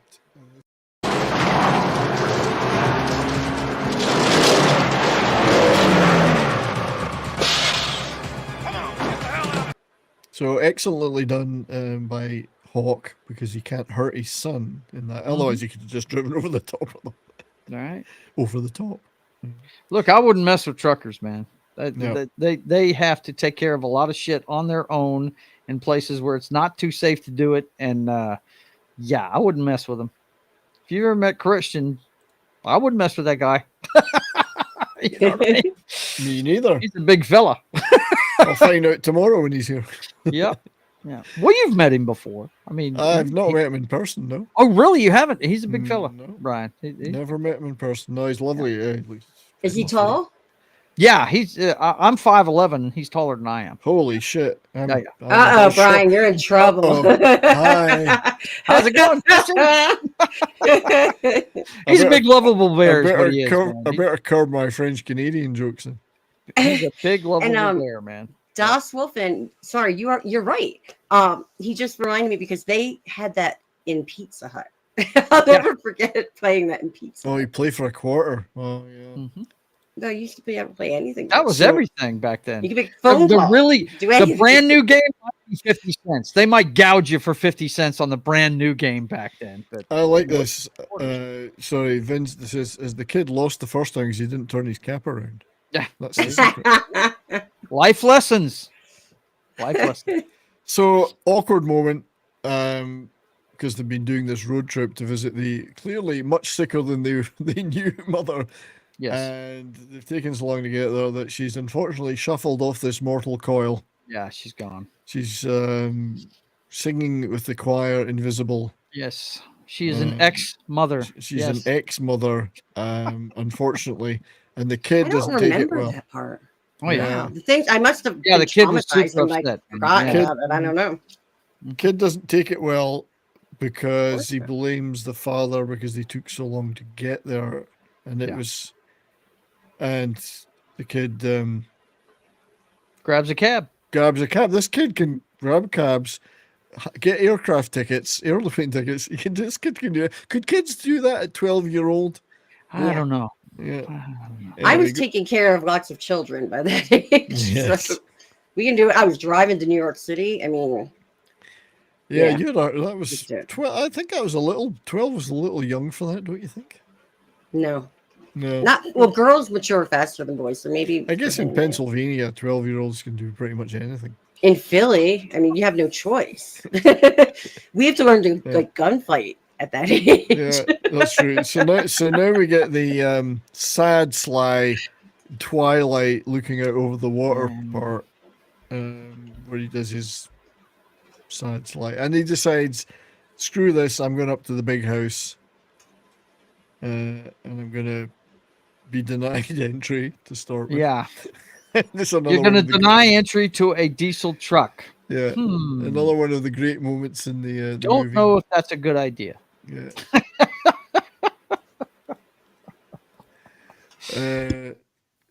Is she pining for the fjords? Yeah. It's a lovely house. This is, oh, by the way, this is the house they used in the Beverly Hillbillies.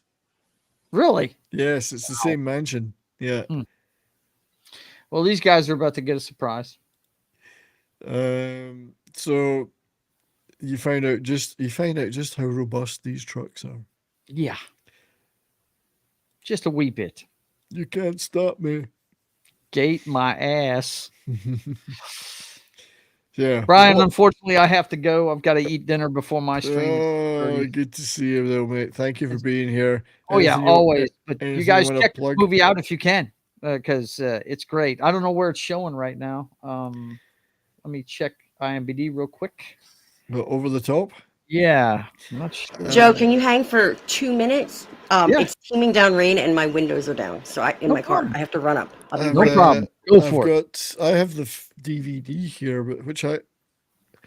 Well, if you check on IMDb, it'll always show you where you can find get it on Netflix or Amazon. I don't know, maybe. Yeah. Let's see where you can watch this. Watch options. Well, I'll look it up on my phone because apparently the internet is laid out differently. Let me see. But yeah, man, this is one of the better mid-level Sly Stallone movies. I'd put it right below the Rocky movies and stuff, you know. Yeah. And like you said, it's a father-son movie, and you don't see many of those. You really don't. So no, not done with this sensitivity. I don't think not these days. Yeah. But yeah, I appreciate you having me on, man. Of course, you know, you guys, when you're done here, come over and watch me mess up Mass Effect. We're at part 9 tonight, so definitely go check that out. The important question is, who are you romancing, and have you banged Miranda them yet? in the second game, of course. So I'm kind of thinking about Jack though. She's a bit rough. Come on. I mean, she'll leave you alive. You can see it. Wow, there's a lot of places you can watch it for free right now. You can watch it on Pluto TV, and you can watch it on Tubi right now. And apparently it's on Prime Video, according to Vince. Yeah, but that's you have to rent it or buy it there. But Tubi for free and Pluto TV you can watch over the top. So head over to Joe's channel after this. So we'll find a link before the show's over and stick it in the chat and watch him. Oh, I'm sure Vince is all over it. He's the hardest working guy in the world. So. Watch him being Commander Shepard, saving the universe. Yes, saving all of you, whether you deserve it or not. I'm Commander Shepard, and I approve of this store. You know what? I'm playing this a little bit more crazy than I usually do. I try and be the noble guy on most games, but this one, they've got this switch where you can actually go renegade, mess stuff up. You're going renegade. I do it every time I can. Yep. Just make sure you blow up the Batarian planet. That's the best fun. Screw those Batarians. All right, mate. Thanks for being here. Yep, no problem, man. You guys take it easy, and I will see you later on. I'm sure Courtney will be back shortly. Brian will continue to entertain you with the rest of the movie. We will press on regardless. Bye. See you, mate. Cheers. Go subscribe to Joe, everybody. I do have a clip of the truck crashing through the door scene, so here we go.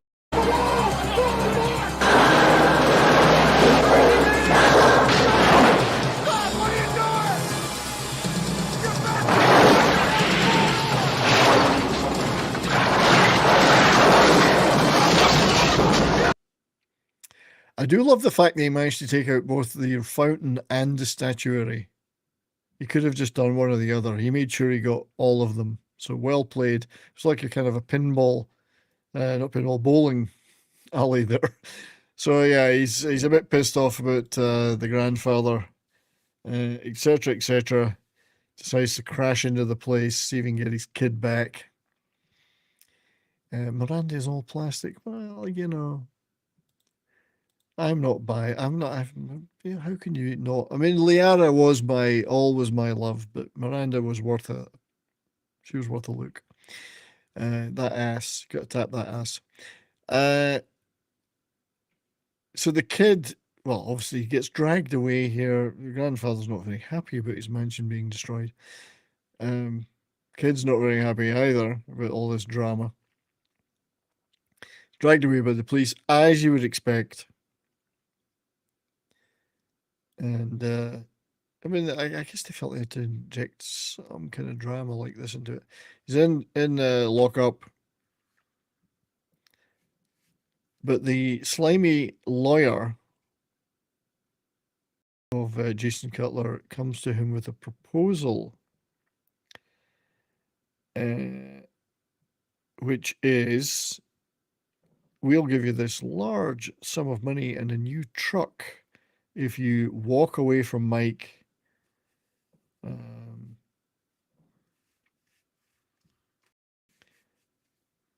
Well, so he refused that before, but this time he's a bit more the kid.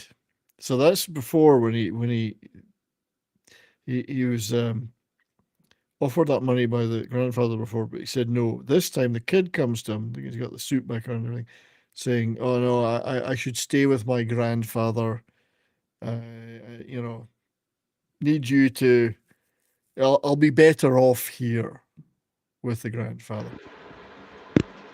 Okay, I'm back. I'm just.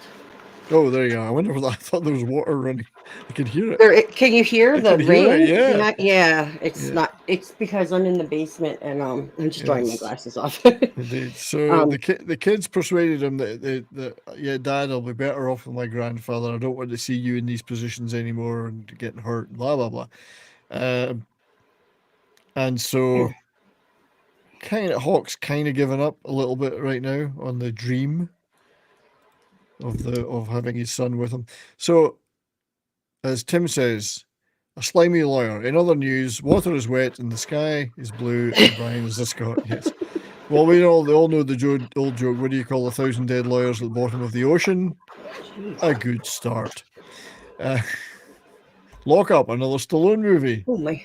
I did an inadvertent reference. So you okay, lass? You all right? Yeah, my hair looks silly because it's all red. I'm just gonna fix it. I'm a girl, you know. That happens to mine too. It just looks really funny.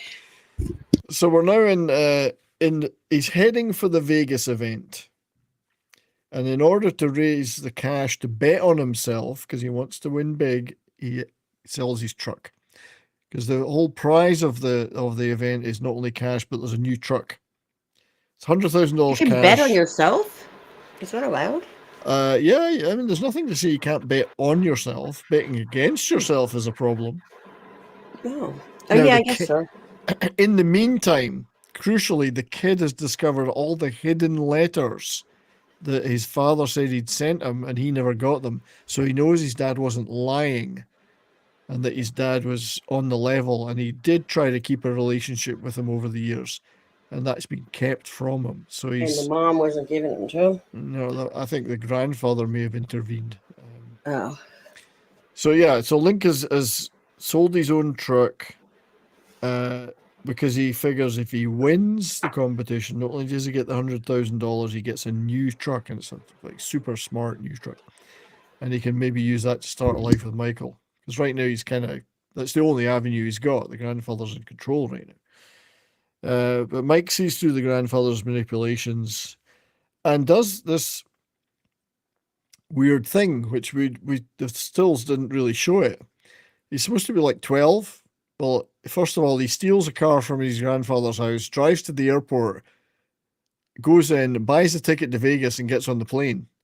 Now, I know security was a little less strenuous in those days, but could 12-year-old kids really buy an airline ticket and board a plane in 1987? You probably could. You probably could. You probably could. It probably was like 12 or older. Yeah, probably. Because he just does it. Because I remember flying alone when I was a kid, and once I think I only ever had to have like I only ever had to have where like the stewardess would like flight attendant would pick you up and drop you off at the plane and you get the little wings. I only had that once. I feel like every time after that I just flew by myself to It's weird, eh? Yeah. My kids, when they used to fly over to Canada to visit me when they were my daughter, she used to get escorted. Yeah, they would do 14. That. I remember when at 14 they would do that. Well, yeah, that was probably a little later, it's different right? now, really. That was the later 2000s. So. Oh yeah, of course. By then. But she was still pretty independent and flying in different flights to get to Canada. They probably had rules for a minor at that point. If you were under. So, as Tim says, technically you can't bet on yourself even if you bet to win. It could be one of those you bet to win, but your bet is you. Okay. So there may be, I think in 87 it would have been different, especially at an arm wrestling tournament. I mean, they let you do anything in the 80s, different remember? From baseball. Baseball, Pete Rose. Kind of different. Pete Rose. He's a Philly. Indeed. But hail your Muslim uncle and he's about to turn his hat backwards, which means he's definitely going to win. That's the secret. I don't know why every one of them didn't do it, because that's the secret. You're wearing a hat. I feel like I should get my trucker hat out. Have you seen this hat? This is my new branded. Oh my goodness. And it's a trucker hat because you got the mesh in the back. Yeah. That's why I got this one. So that's my new brand. I'm doing all sorts of branding things. Someone is going to get one of these in the next member stream. They're going to win one of these. I have my Philly hat, but because look, underneath it has like the suicidal tendencies kind of thing. But it's like the Knicks one, like Knicks. Yeah. Yep. So everyone's converging on Vegas for this championship. The grandfather's heading there too. Vegas. As I was saying, it's at the Hilton, which was the International, is now the Westgate, and I've stayed there last year. So I've stayed. Is that on the main strip? It is, but it's further up towards the north. So it's the north where like Hard Rock Hotel is? That end, or is that the other end? It's the other end. So north is past the Mirage. Well, I don't know which. Towards the Sahara, I think. If you think of the monorail, it's the second last monorail stop, the Westgate. Second, near the convention center. Okay, that makes more sense to me. I was going to say everything I know is in it's relevant to the Hard Rock Hotel, and then the Double Down, which is like the punk rock bar, which is like kind of right around there too. So we can see Michael there. The benefit of being able to learn to drive a truck is he can now drive a car because it's much easier. My dad did not teach me how to. Well, he tried to teach me how to drive stick, but I couldn't at that age. I didn't learn how to actually drive, so I wouldn't have been able to drive a truck until I was 35 when I learned. But so I mean, I drove stick all my life until I moved. My brother did too. Everyone could rub it in. The girl, I think my dad just didn't want me to. He gave up on me. It was in the UK. It was pretty much normal to drive stick. That's practically the only boobs we get in the movie.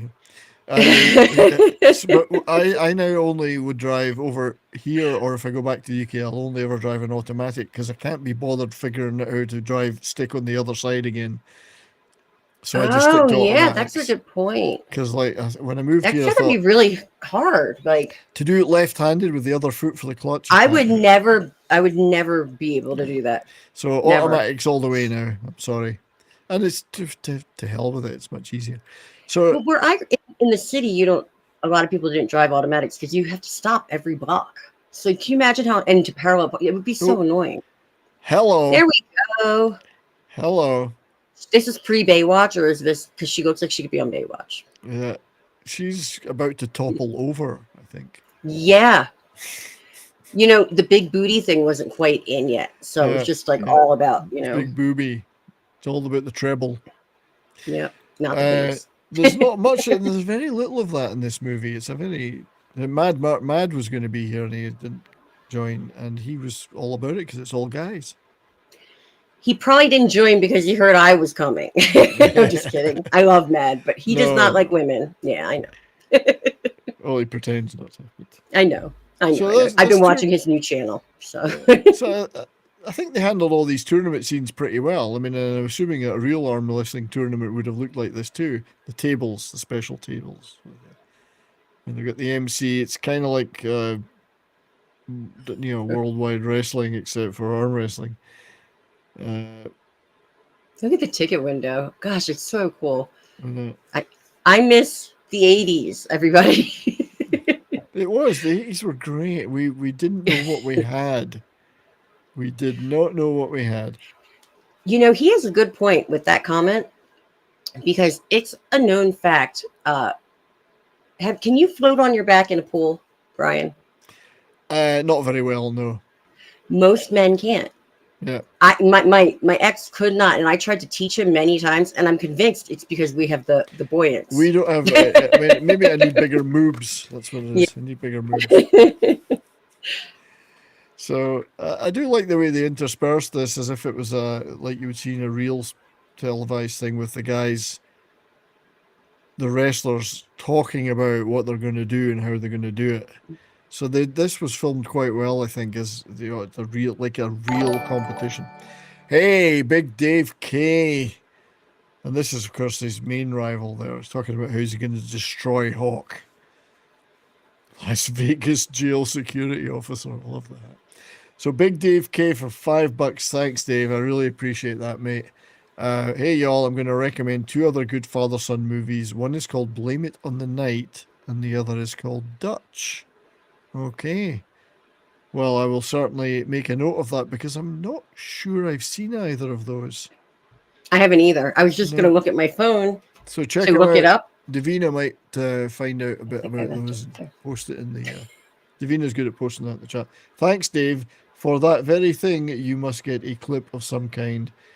I think we're going to have this one.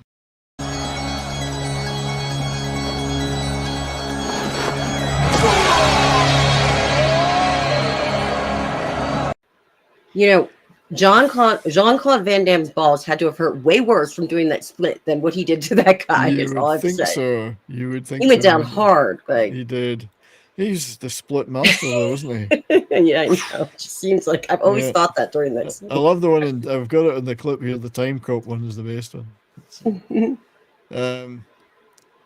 So I mean, like, what is he? Did he come out of the luggage thing here? How did he get on there? I can't. He might have snuck in the luggage area. Well, apparently, because he comes out. He didn't even buy a ticket. He sneaked onto the plane. How lax is security in those days? Good God Almighty! There's no security. Yeah. So we're getting the start of the sweatiness. Things are getting sweatier, but biceps are bulging. Ripped t-shirts, ripped shirts. Hats are backwards. Sly wins a few, but he also critically at one point tears a muscle and loses one round. Still can go into the next round, but he loses one. When he sees the sad news that his mother has died. Blame It on the Night. 1984 American drama film. Directed by Gene Taft and written by Len Jenkins. Job Dalton is the illegitimate son of star rocker Chris Dalton. He's attending a military... Oh, is that... I want to say that was... Is that Matt Dillon? No, am I getting confused? Blame It on the Night. Who was in that? I gotta look it up.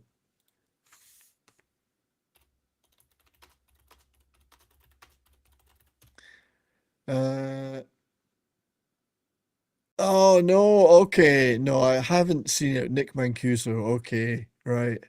I've seen the posters, but the story was co-written by Mick Jagger. Christ, who knew? And it has Mary Clayton, who was the singer on Gimme Shelter. Okay, Blame It on the Night. That has been added to the list. Perhaps we will even do a show on that once I've had a chance to watch it. Nice. Thanks for mentioning that, Big Dave. And the other one was Dutch. I'm going to blame it on the rain. Dutch movie. So Blame It on the Night and then Dutch. Oh, okay. It gives me. I looked it up and it just gave me a history of Dutch movies. Dutch movie. Sometimes the internet is deliberately dumb. Here we go. Oh, okay. I knew it as Driving Me Crazy because that was a different title in the UK. What is it called again? It's called Dutch. It's Ed O'Neill. Oh, it's a John Hughes film. John Hughes movie. Yeah, I've seen it. Oh, yeah. I have to have seen that. I've seen I it. feel like I've seen every. Driving Me Crazy was the title. I knew it as. Yeah. Okay. Good. Oh, I came up with all Dutch stuff too. I forgot. Yeah. Dutch John Hughes. Yes, it could be dangerous. You might get videos about cheese. Yeah. Anyway, so. Meanwhile, I saw that movie. Yep. Yeah, that was 91. I have seen that one. I've not seen Blame It on the Night though. So anyway, Bull is proceeding well through his rounds. Now look at the sweat quotient is rising. Things are getting shiny and glossy. His arms are baby shining. oil. It's gotta be. Baby oil was huge in the 80s for tanning. Well, apparently, according to Diddy, it was, yeah. Ew. Yeah, he grosses me out now. I can't even think about it. According to Diddy, it was huge. But yeah, he was under another name back then. But was he? Puff, I don't know. right? Look at that guy's got. Look at how many folds in his neck he's got. He's got like 6 necks. Yeah, that was like a 6-pack on the back of his neck. 6-pack on his neck.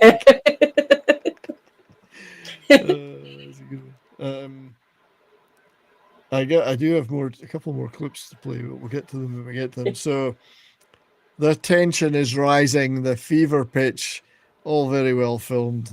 Sly's he's got some kind of I think he tore a muscle or he tore something. Not enough that stops him from wrestling though. And the kid is there cheering for his dad. Granddad is on the way to try and he's tried to stop him already, but he says, nah, screw you. So yeah, Bull is getting all like the product placement, Fujitsu, Duracell, it's all in there. Gimme Shelter, the movie or the album or the record? The album, the movie, Gimme Shelter. Sorry, yeah, we could do that. I've got a huge list of I still want you to do Barfly because it is a canon film. It is, and it is on the list. There's a long list, you know. Bukowski should take, you know.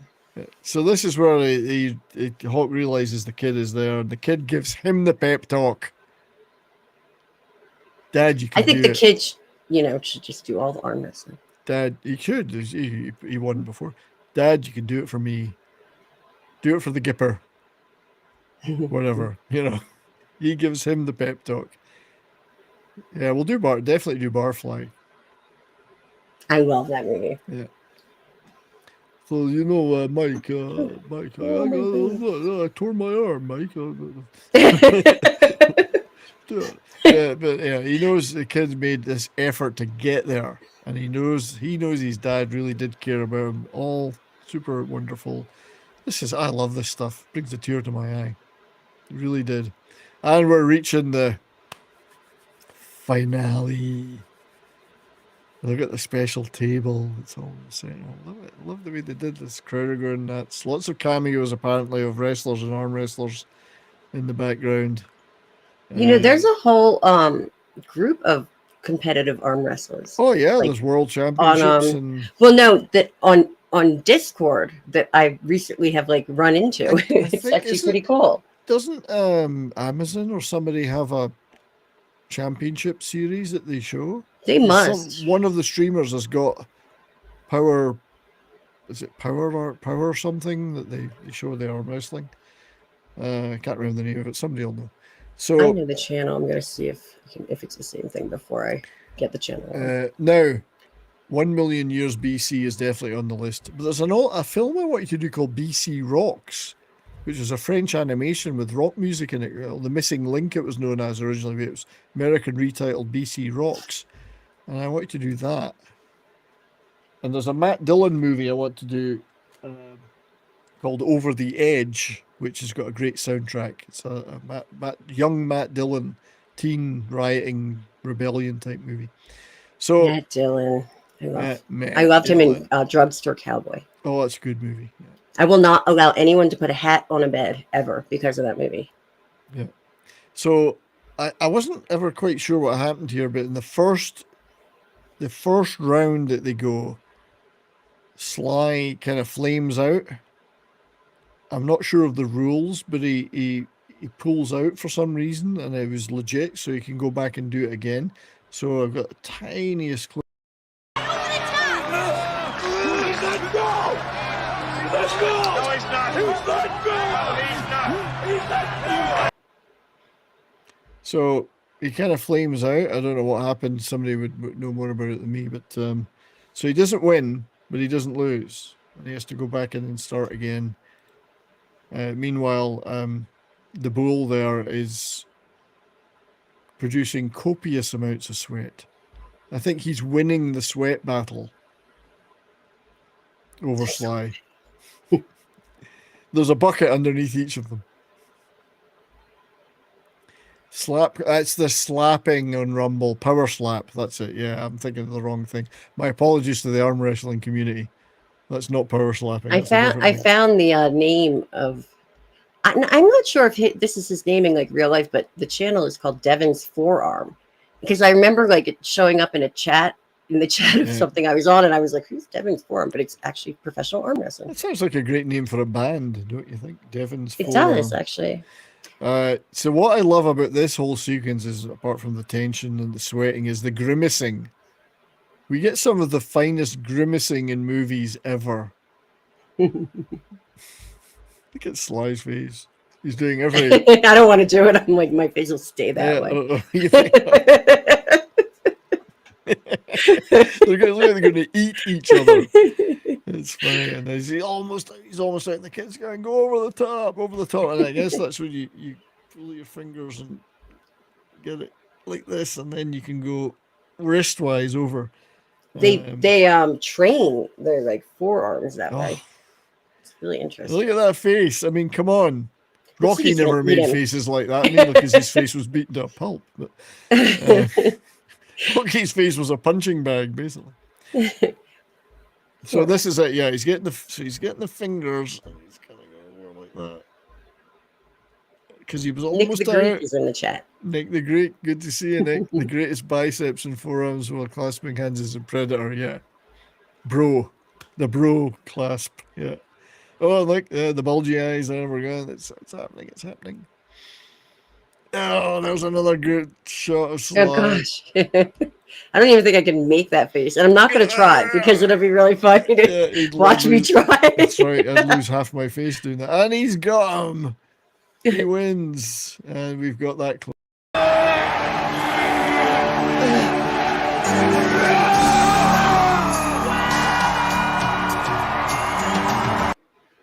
That is such classic, like winning, like music. You know what I mean? And that, because he wins the money, he wins the truck, he wins his son. There is an alternative version of this, not filmed but written, where he actually loses in the final. And so he lost everything because he'd so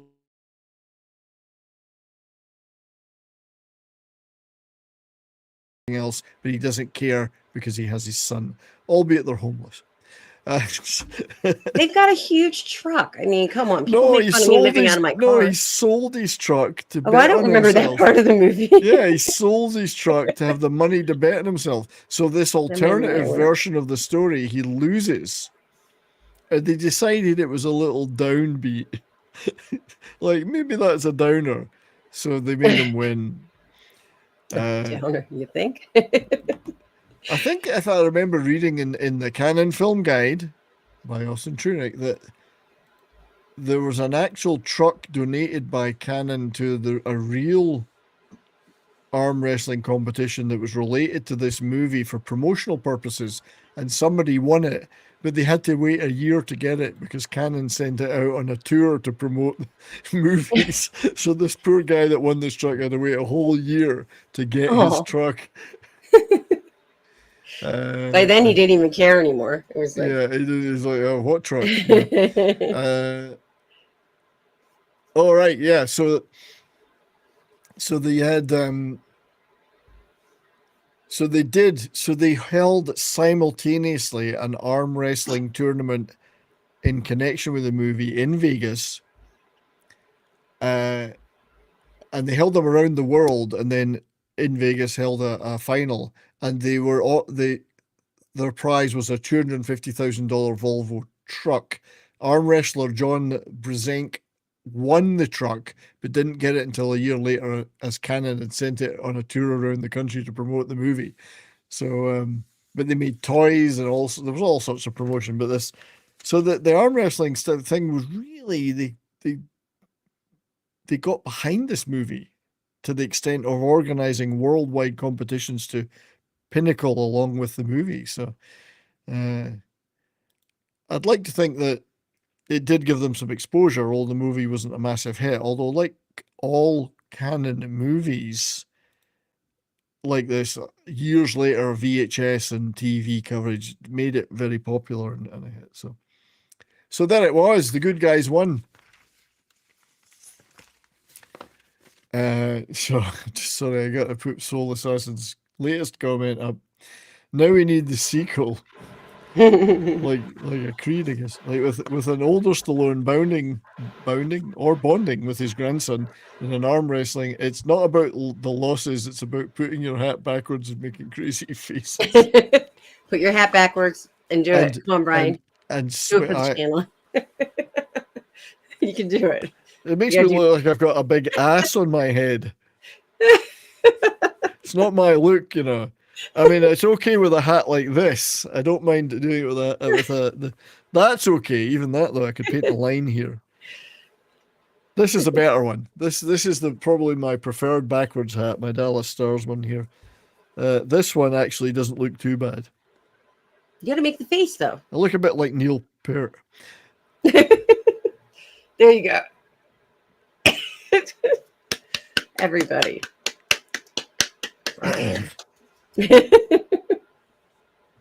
Over the top, under the bottom. So anyway, there it was, over the top. Fabulous movie. I think it's underappreciated in general. It's one of the great Canon movies, even though it nearly bankrupted them. It's a great movie, well written, well acted, beautifully filmed. 90 minutes of just pure father-son goodness with some grimacing thrown in. Nick the Greek says, a big ass on your head? That's just your face. Thank you, I'm Nick. the one that has one on my face because I have a butt chin. That's what we call them, a dimpling chin. Nick, thank you very much for your kind words. He's very kind of him. You know, a restrained, subtle performance. I am not the front end of an ass. Neither am I the rear end of an ass. I think there's an end to that joke. I am no end of an ass. That's it.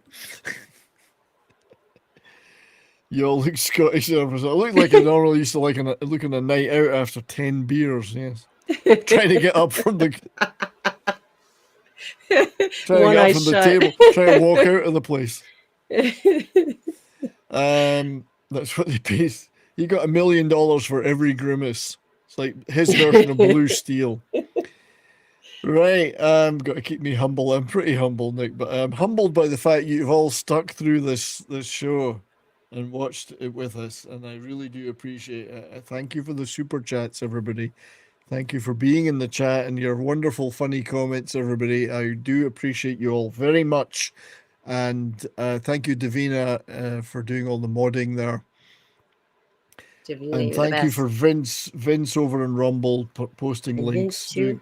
I think I need to look for a link for Joe's show later so I can post it. I don't know if Davina, if you can find Joe's Mass Effect stream and post that link for me, because I don't have it to hand. I'm busy trying to get my mouse to work on the laptop over here. It's a completely different machine with a different mouse, so that's why I couldn't get it to go. Hey, it's Deep. Sorry, I was trying to be quieter than you by saying that, but I was like, I missed you. I did miss you. So, Courtney, lass, I am so grateful that you're here and hanging out with me. Thank you. I plan on being back. I was on. Well, yeah, I saw you last night. You did. That's Tuesday. On Mark show. And so I've made it a goal to come back to the Sunday nights and the Mondays, and then I'm gonna ease into my channel again. So Davina has indeed posted that, and I'm actually going to do that little thing behind the scenes if I can do it to redirect everybody. Copy link. This might. What have you got to plug, Courtney? If you have any plugs. Do you have I don't know right now. I don't think anything at the moment. I had my birthday and I turned old, and yeah. You turned old. Tell me, so everyone, tell me I look young in the chat. That's what I want. You That's all look young. You look simply marvelous, marvelous, darling. Simply marvelous. No, I am gonna. I've actually been. I have been studying on YouTube and trying to learn a couple things so that I can get back into streaming, because I looked at the StreamYards. I know you use this other one, but StreamYards is so different than what it used to be. I don't even know how to use it anymore. I think I found that. Well, things changed rapidly in those things, but you'll get it. You'll get it. So I think I've got my channel just had its 4-year anniversary. I got the message about it, and I was like, it's a good thing I haven't done anything on it this whole year. 4-year anniversary. I think I must be heading for that myself. And we're actually up. Yeah, we're around the same time. Yeah, and I'm up to 2,075 subscribers, so getting there. Good for you. That's amazing. I hope you get back into it so I can join your shows. Yes, definitely. And you know what the amazing thing is? When I stopped doing any live streams at all, which I did a few last year, but really this year, as of the beginning of this year, I went from 510 subs to 570, and I haven't done anything on my channel. It's from going on all these other channels, I guess. It's the same here. I mean, because I've had this couple of weeks where I haven't done much because of this puppy. Where's the puppy? My life has been, it's upstairs right now, but my life has been kind of thrown into turmoil, and yet my subs keep going up every day. It's weird. You deserve it. You haven't seen the pictures? You didn't see the picture? No, what kind of dog? I haven't seen anything. All right, well, I'll show you before the end is near. Puppy. Thank you, Juliana. Puppy. Oh, for both comments. Thank you. I gotta get these into some kind of order. There we go. Orders that must be obeyed. Right. So and I've there will be a redirect over to Joe just before. All right. Share screen. Here we go. See, I need a producer. Right. This is Ivy. Showed her earlier, but I'll show her again for you. She is our new puppy, 3 months old, rescue. Is dog. It? I can't tell because I cannot see. There's a bit of lab. I was just say the ears look lavish. Yeah, but there's definitely other. In the nose. There's a lot of digging, chasing, ripping, biting. Oh, if there's any, I feel like if there's any lab, in any sort of dog, for the first 5 years almost, they're horrors, but then they're the best dogs ever. Well, I mean, she's a beautiful dog, and she's really behaving extremely well. Vince Womack. The funny thing is,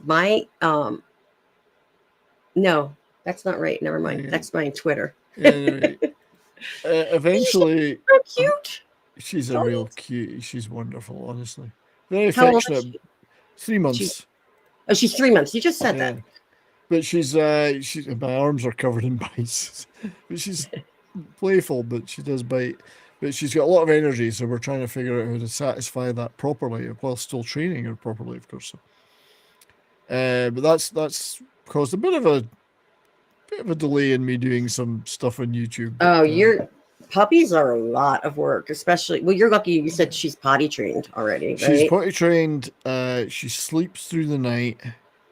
Oh, you're really lucky. She's got some training that we've been able to capitalize on. So sit, stay. We're getting that worked out. The stay thing. So you have it easy. What are you talking about? You have no excuse. No, but at the same time, I want to give her the activity she needs and No, I playing know, and stuff. I know. Now we can't really socialize her too much with other dogs because she's got some more shots to get. But anyway, that's so. But I will be doing next week. I think I'll just do a gaming stream, and then we'll do a proper show the week after. So next week, gaming stream, Baldur's Gate 3. Gives me a bit of a break. A couple of videos I'm really trying to get out this week. I'm doing a short every day of a different record from my vinyl collection. I just started noticing those. I have to go back and look at them because that's cool. So I think that's a neat way to do shorts and just show off those records. And this week at some point I intend to do a member stream, possibly Wednesday night. And as I say, I'm going to give away stuff like last time, one of the things being one of these hats. And Friday, I'll probably do a physical media stream because I got a bunch of physical media to show off. I have some stuff. Well, you should join me on that. Then you could show it off too. Maybe. Maybe. I don't know what's the date on Friday. I'm not positive. But yeah, I will keep in touch.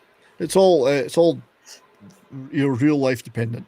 So that's what's coming up. So there will be stuff coming up on the channel. I haven't forsaken you all, and I appreciate everybody for the support.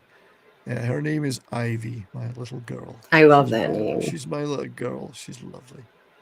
Bless her. Oh, you're gonna be such. Oh my gosh, it's anything like me with my dog, who is now gone for like a month and a half because he's up with his dad. All right. Oh, I'm dying. Oh, bless her.